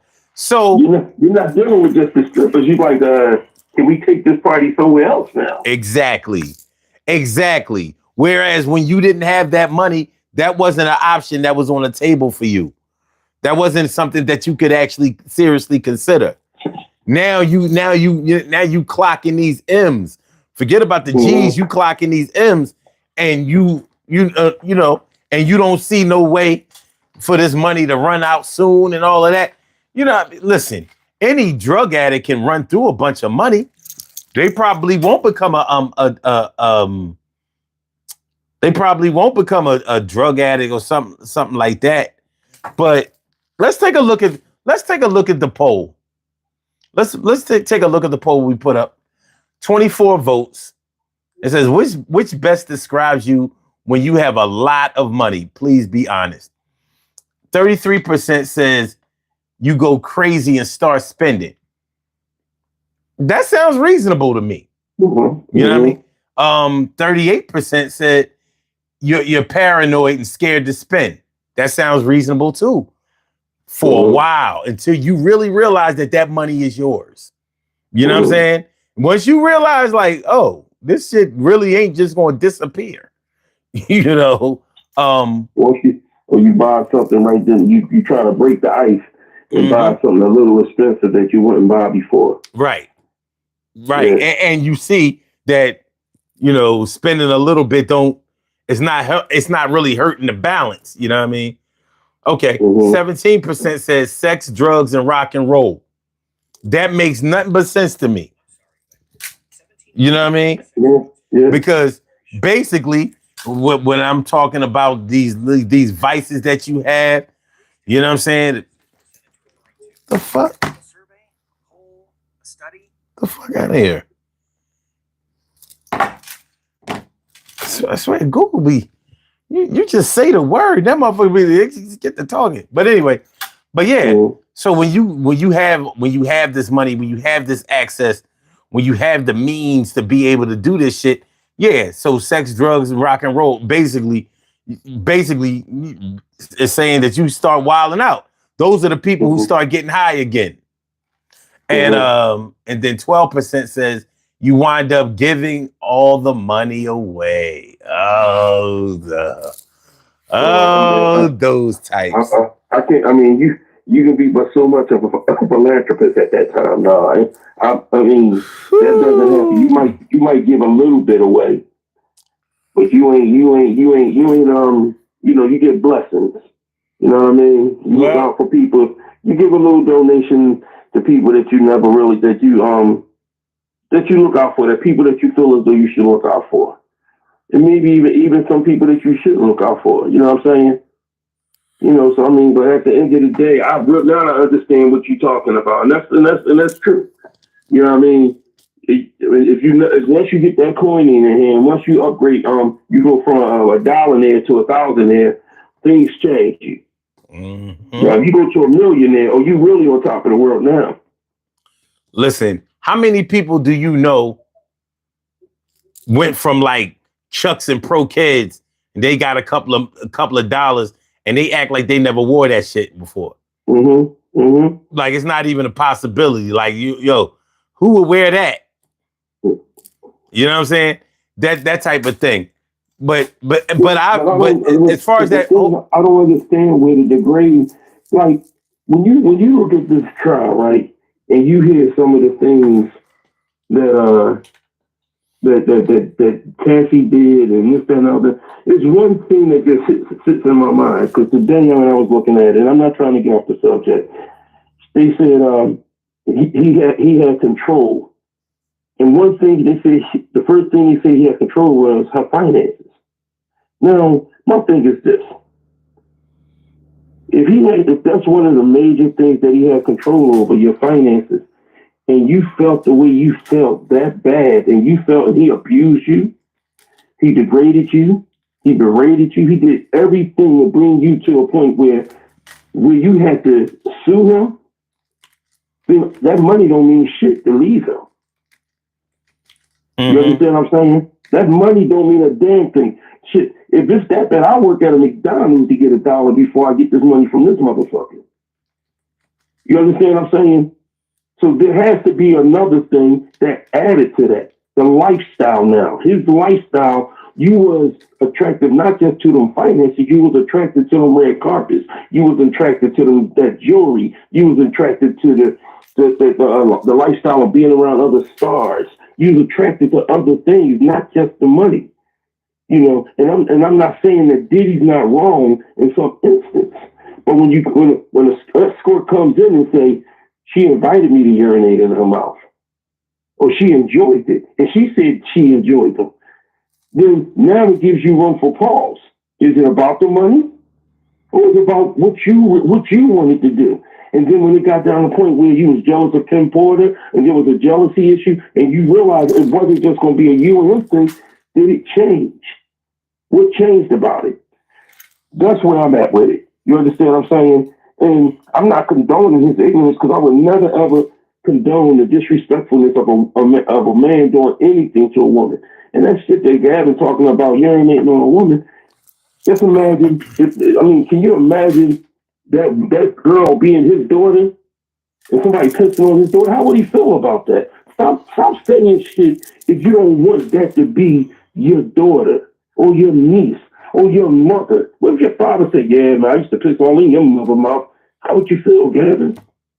So don't sit up here and degrade women like that. Say, yeah, all my boys, we walked around in the 2000s. No motherfuckers do that. Listen. I mean, let's let that motherfucker live. You know what I mean? I'm letting them live, but at the end of the day, you have to speak on something. In order for you to sit back and have an understanding of something, you have to speak on when people say certain situations and think that it's like he's saying like it's unbelievable. Ain't no man walking around doing this and that. No, ain't no man doing that. R. Kelly did. I think that he has a certain entertainment aspect that see, he's calling right now. I really don't want to take that because I don't want to talk about that shit no more. It's not what the fuck we doing. We're not just gonna fucking do that shit. Nah, that's too much. So, but I want to go back to that last option. Giving all the money away. I've known people who've done it. Yeah. You know what I mean? Gave all the money away. I've known people that gave money away, but not all of it. Irresponsible philanthropy. Okay. There are some people, you know, when people get suffer a windfall, you know, there's no accounting for how a person will handle that. Some people are going to spend all the money, and some people are going to give away all the money. You know, whether they give it away to the church, give it away to a bunch of poor people or whatever overseas that they don't know, but they will find a way to get rid of it. And you have to think about the mentality behind it. Well, when we talk about whether you would become a Diddy or not, I'm talking about the soul of how he operates. The jealousy, the envy, the ruthlessness, the controlling nature, the possessiveness, the lack of morals. Well, you know what I mean, that's pretty much parts of it. You know, you lose your morale, and you lose who you are as a person when you feel as though you have that much power. If you weren't raised with that type of moral character, then you won't lose it. And there are a lot of people who weren't raised that way. And that's it. It doesn't necessarily mean that they're not good people. But if you already have a really, really dark side of yourself, then the money is going to bring that out. It's going to bring it out. It's no way around it. I would even suffice it to say, Like if you are, and it's gonna sound crazy to some people, but I know it's true. Like, let's say you a closet gay person. You get a bunch of money, you're gonna come out of that closet. Watch. It's gonna happen. It's gonna happen. And I say that it's gonna happen because you're gonna start to surround yourself with people that are more like you. Because now you're the top dog. And so the people who you really want to be around you are now going to gravitate towards you, because people gravitate toward the person that got the money. And so you may start to be more controlling in that aspect. Like it took me out, right? Because I said, it's amazing. Because I said this about myself one time. I said, boy, when I got my tax buddy more, I used to go in the bar. It's like everything was in slow motion when I got my tax money. I go in the bar, I'm pointing at people, I'm looking fresh to death, some fly kicks, outfit banging. Mm-hmm. I got all this money in my pocket. I'm pointing at people in slow motion. I'm smiling. I scream out, get everybody a drink on me. Hey, what you drinking? What you drinking? You're giving everybody a fucking drink. But when that money gone, boy, everybody get Miller Nips. Give everybody a Miller Nip. Mm-hmm. Hey, real shit. Nip. Real shit. Matter of fact, a double shot of Thunderbird. Everybody get double shots of Thunderbird right now. So Shit change. Them suits you got, when you brand new at the top, you gotta wash them off before you go out. Outfit it ain't fresh to death. It's fresh, but it ain't death. It looks to me like Diddy is the type of person that will be very generous to a person as long as they're not under contract. Yeah. Yeah. If he got you under contract, you ain't getting shit. But as long as you just hanging out with him, he seems to, he'll take you shopping. That kind of crazy shit. So, who did he tell that he wanted to take them shopping? 50 Cent, right? He told the wrong person. And then we asked him, no, let me take you shopping. One thing that fucks me up, right? Because he sat back, and if you remember 50 Cent and Diddy window shopper, right? Diddy asked to take them shopping, but yet in the video, the window shopping, he took me shopping. Mm-hmm. Mm-hmm. I was like, it's just some shit. When they asked Diddy, when they asked Diddy, like, why did you offer to take him shopping? He's like, I thought he needed some clothes. What? You offered to take? Like, he was appalled by that shit. Like, fuck you mean? I can't do something nice for a motherfucker? Shit. Take him shopping. He had a kind of way. I mean, he was getting money. He ain't had the kind of money I had. The motherfucker, I own my record company. You know what I'm saying? He was an artist. Try to be nice to some people, and this is the motherfucking things I get. That's not even a funny thing. Another funny thing is that when Charlamagne, when he was on the Breakfast Club, Charlamagne said something about when he was talking to Fabulous and all of them. Mm-hmm. He was like, I love when you do that, Daddy. I love when you do that. He said, well, I was drunk. Sometimes I get so fucked up. I don't even know what I was saying. Charlamagne said, well, let's listen to what you were saying. Man, hey, speaking of, okay, so, as far as the money making you into not necessarily a different person, but different than other people may know you, like your character is going to seem different to them. You know what I'm saying? Because, I've seen cats, start going hog wild when they get a couple of dollars. And for a lot of cats, that's how they lost a lot of the money because, things just got out of control. Look at even though he didn't become a Diddy, but look at Will Smith's story. How he was saying, when he started getting paid or whatever, and he was trying to hang out with people who really had money.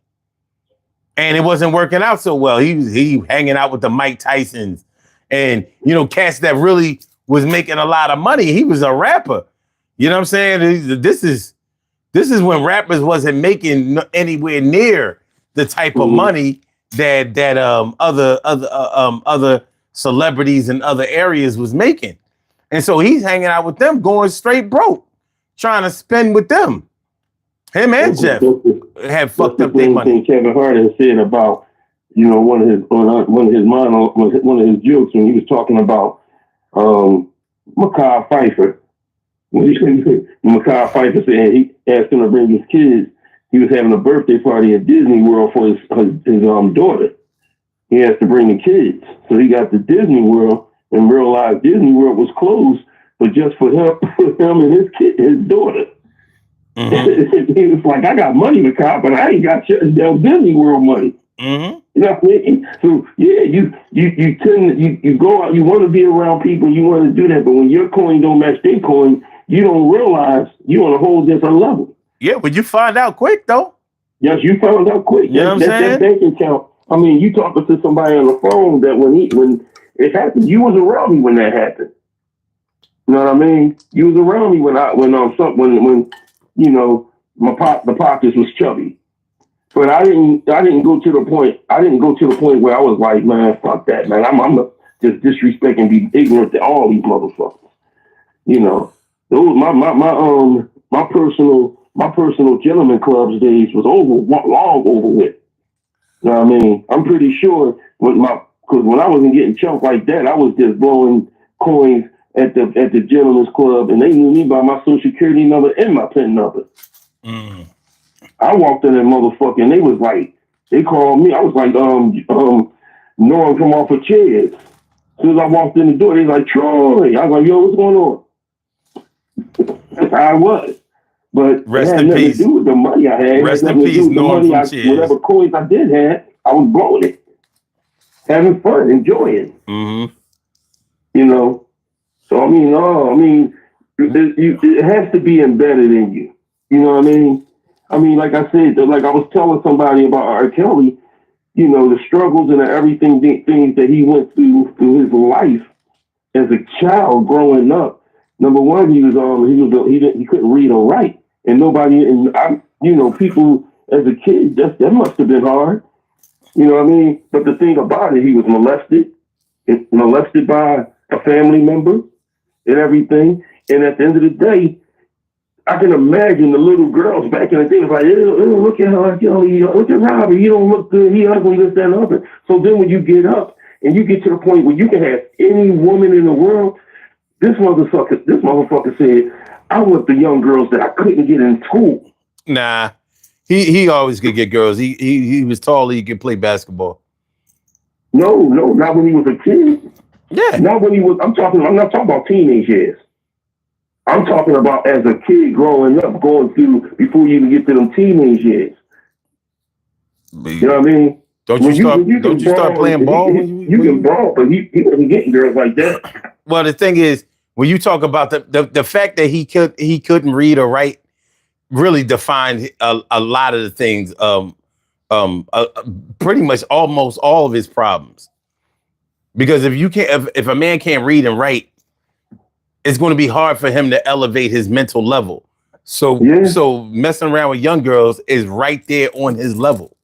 That's what I'm saying. Yeah, that's exactly what I was saying. So he took that stuff that he was going through as a kid. When he became an adult, he went back to what he didn't have as a kid, and what he couldn't deal with as a kid. So I mean, however, young girls. However, his experiences I can control. However, his experience of having a lot of money and going on tour and having to deal with contracts and stuff like that actually served towards elevating him in a lot of ways. And whether he's the best writer of songs for somebody that can't read and write that I've ever seen.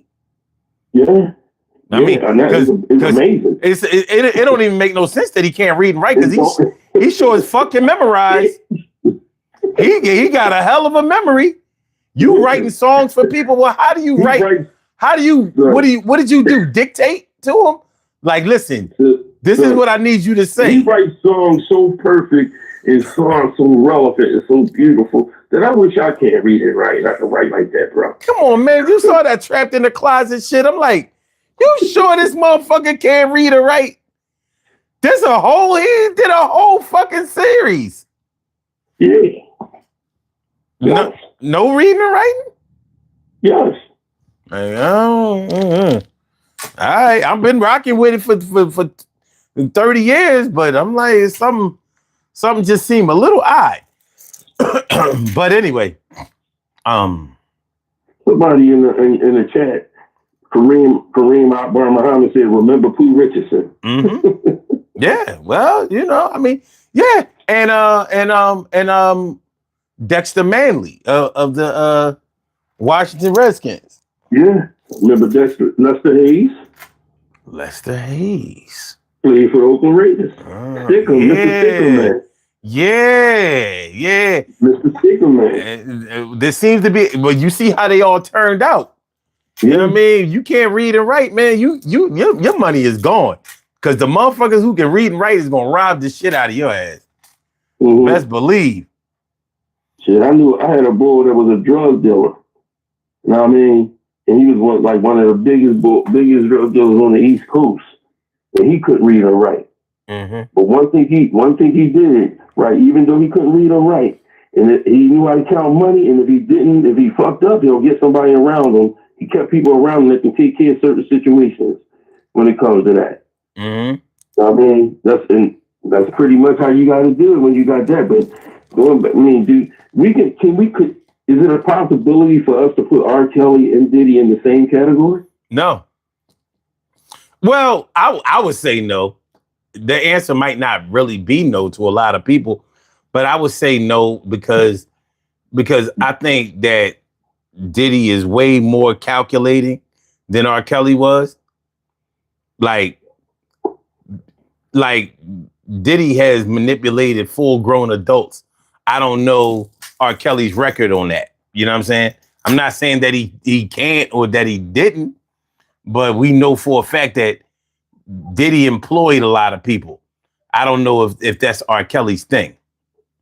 You know what I'm saying? Well, yeah, man, that's the thing. I've seen he has manipulated adults, but young adults. Well, not so much as deep in the 20s and in the 30s, but he's manipulated like 19, 18. You know what I mean? Well, those are not those. He hasn't got deep to the point where R. Kelly really didn't get to that point. Whereas though, and then I can understand where you're coming from, because R. Kelly, they look at him as a pedophile, and Diddy, they just look at him as, a predator. A predator, right? Yeah. So I mean, I can understand where you're coming from. Yeah, I don't know R. Kelly's record with men. We know Diddy, like he equal opportunity beast. You know what I'm saying? You sign him to R. Kelly in the paperwork. They said R. Kelly was too. That's what they said in the paper, but we know for a fact. It's allegedly. We know what Diddy has done contractually to like the Locks, G Dep, what's the boy who's on 112? Definitely 112. Faith, Craig Mack, man. And what's the boy? Young Jock. Young Jock is going down. Especially Mace. Oh, yeah, damn. Yeah, of course. Mace, Black Rob. Oh, yeah. Everybody got jerked. You come to Bad Boys, you signing this 10-album deal. You're not going to get 10 albums, but you're not going nowhere else and making any money. That's how that's going to go. Well, that shit he did to Black Rob was whoa. Yeah, it was very. I was waiting for you to catch your. It was whoa. I guess it was whoa. Whoa was supposed to be something good though. That wasn't whoa. What he did with the Black Rob was not whoa. That was not whoa. No, yes it was, because Black Rob said the judge ain't whoa, the cops ain't whoa, CEOs ain't whoa.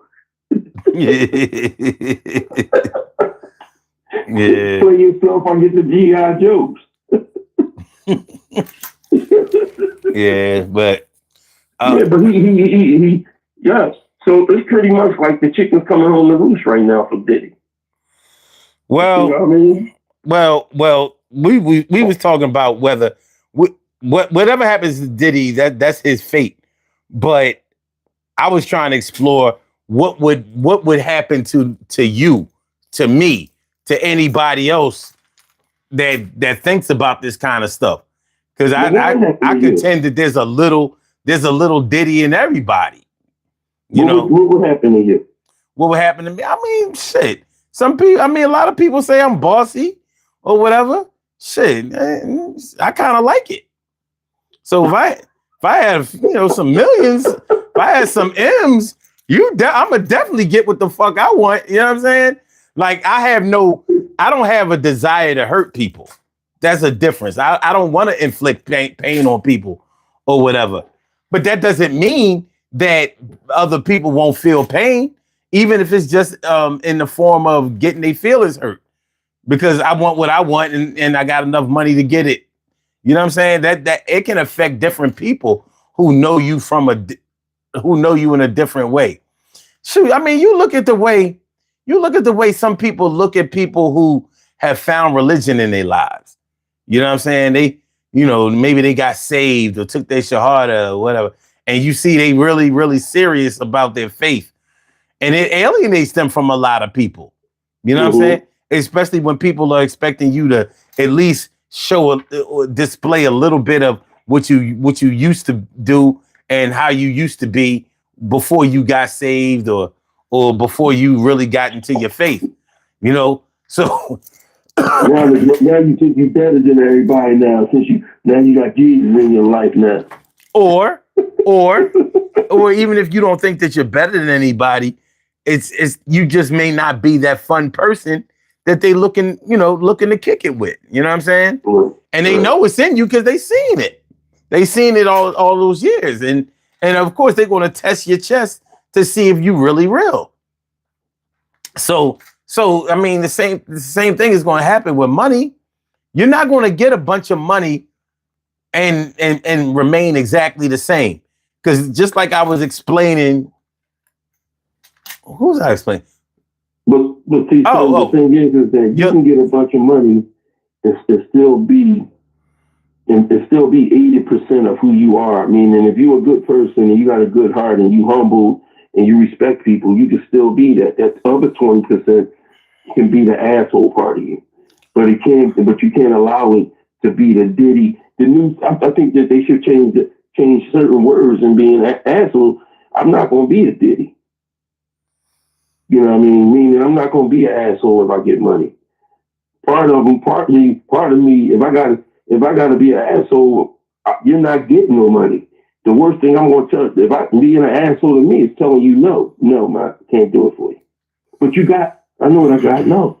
Well, what I was explaining to my young boy tonight is when you have a lot of money, your level, there's no way you're going to be able to stay the same because now your level of security has increased. Mm-hmm. Whereas before, when you were making thousands of dollars, somebody steal a couple of hundred from you, it's not going to kill you. It's not going to hurt that much. You know what I'm saying? But when you're in a position where people can steal thousands and millions from you and leave you ass out because there's no trace of exactly how it got taken away from you, it can change you in that way. So your level of paranoia about security can go up. And that can affect other areas of your life. You know what I mean? Whereas, maybe when you wasn't getting it like that, you spent freely or whatever. You know what I mean? When you just working a regular job or into your career, you may have, spent freely or whatever, like to go out and have a good time. You could get a whole bunch of money dropped on you, or you could really work your way up to the point where you start to see like, wait, having money is not about spending money all the time. It's not about being flashy and showing off all the time. I got to do what I got to do in order to keep this money. So you might start trying to teach other people how to handle their money And people don't really want to hear that shit. They just want you to give them the money. You know, they ain't trying to go to school. They just want the tuition money. Right. So it could change you in that way. Like even in your philanthropy, you might not have been all that philanthropic before. You might not have been giving money away like all that before, but now you have it to give. So you've been doing it that way. But when I say, you know, turning you into a Diddy, anybody can be turned into a monster if they start getting enough practice. Anybody can become a monster if they start getting enough practice. And you know, dealing with a bunch of money. When they say, even though people say it wrong, they say money is the root of all evil. Even though that's not the way that the verse goes, it still applies.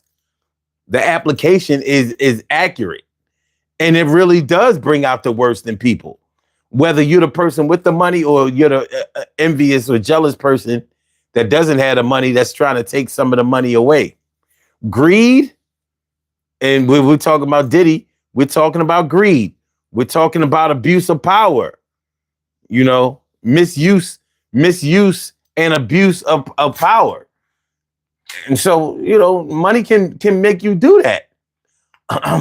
In most situations where you hear about somebody, like even if you're talking about bum ass Fat Joe, you know what I'm saying? People. And I agree with you with that right there. Punk motherfucking Fat Joe. Yeah.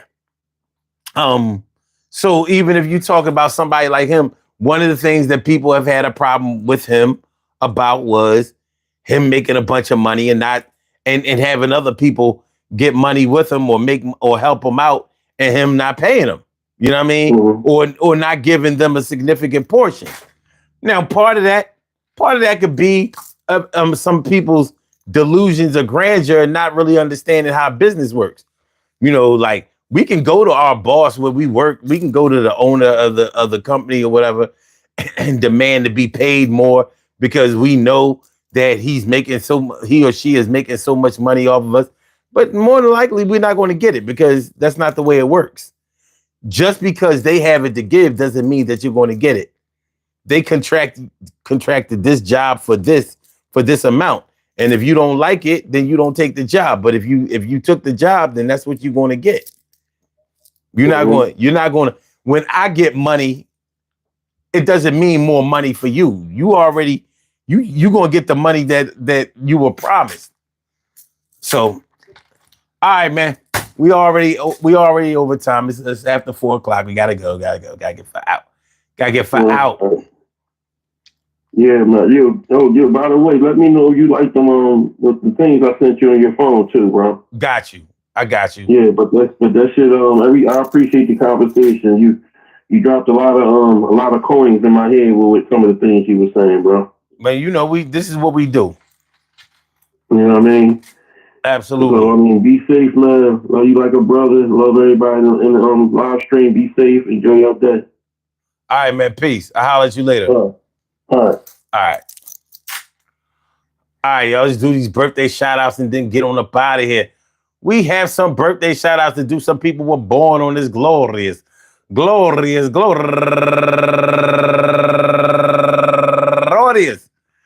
May 21st, and they deserve to be acknowledged. So let's go about our business of acknowledging them and making them feel special because they are special because they are special because they are SPECIAL. They get the RESPECT. They are SPECIAL. They get the RESPECT. They are SPECIAL. They get the RESPECT. They get first day of Gemini. Oh my goodness, it's about to be turn up city with the twins.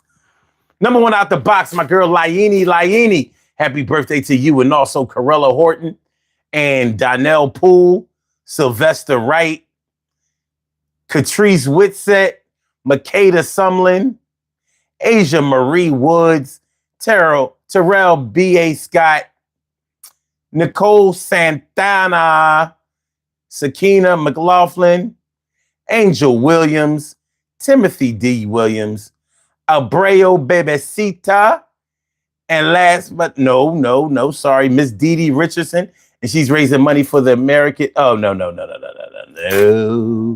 no! She got said era. Her birthday was yesterday. Shantae Williams and Violet Flower, Dorothea Horton, and that's going to do it. I want to say happy birthday to all of y'all, and I hope that today finds you all a good health, happiness, mind, body, soul, and spirit. And that goes out to each and every person out there born on this glorious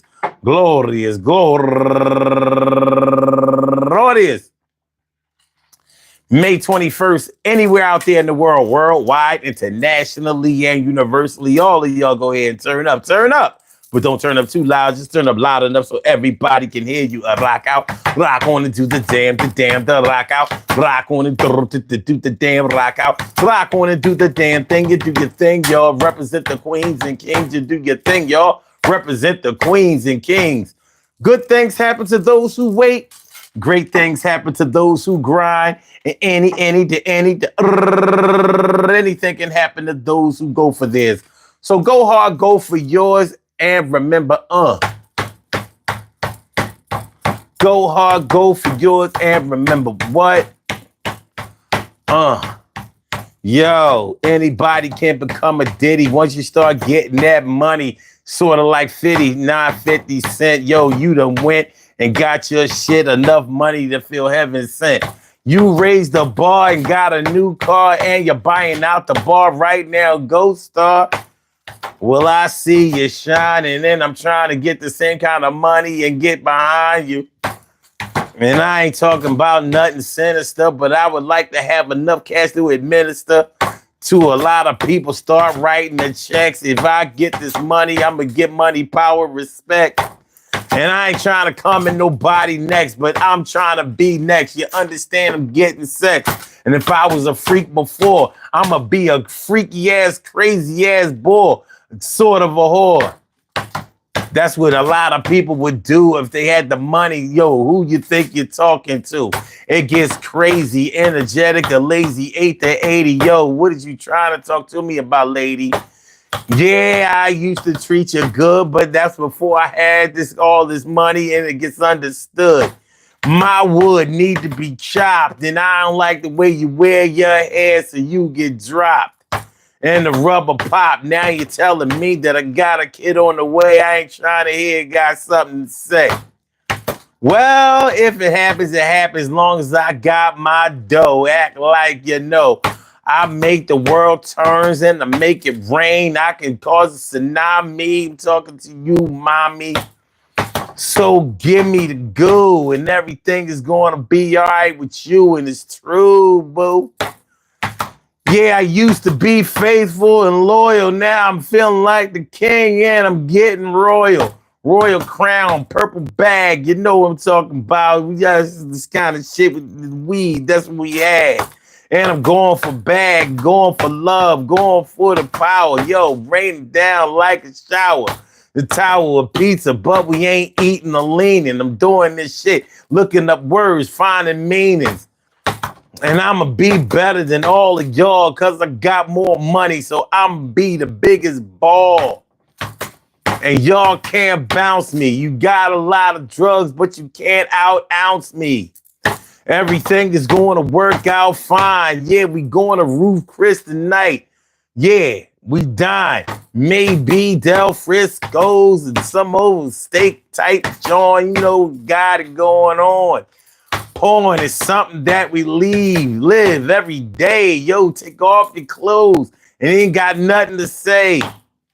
Let me do what I want. Piss on them like Gavin. Put them out like a blunt. Shit is really, really kind of wild. Yo, I feel bad that I let you have my last child. I think that you're just trying to cut into my ends. I used to kick it, having a couple of drinks with all my friends. Now I tend to feel kind of guarded. Y'all come around me, you're stinking, you smell like you just farted. And I'm kind of hearted. I'm kind-hearted. I used to be, not no more, because I can see you're only trying to be with me because of what I got. You fuck around too long, yo, a nigga about to get shot. And I'm trying to not to be put in my grave without putting another nigga in the grave before me. So just behave and save just like Jesus. If you don't do that shit, I'm gonna give you something that might not please us. Double entendres, a lot of multisyllabic. I'm trying to be Arabic. The Arabic money, all the Jew money. There ain't no money bigger than Jew money. There's 1 and 2 money. Well, I'ma see y'all tomorrow. Hopefully we get blessed by the time we wake up and don't have tomorrow. Sorrow is something you might be feeling. I feel like I just got hit out of nowhere and I'm reeling. Keep my hand on the swivel, don't hang with the devil, but I'm still trying to make sure I break away and rebel. Should I say rebel? I know that y'all can tell that I'm just coming off my head. Something to sell. Yeah, something to sell. Something to sell. Yo, man, peace to all my day ones, my everydays, and my brand news. I love y'all to death. Resuscitate y'all. And love y'all right back to life. Yo, have a great night, y'all. Please hit the like button before y'all get on up out of here. Hit the like button. It helps the channel. Y'all know the channel needs help. Appreciate y'all. Okay, we're gonna get on up out of here. Let me get on up out of here. Either y'all about to go to work or go to bed. Holla! Peace.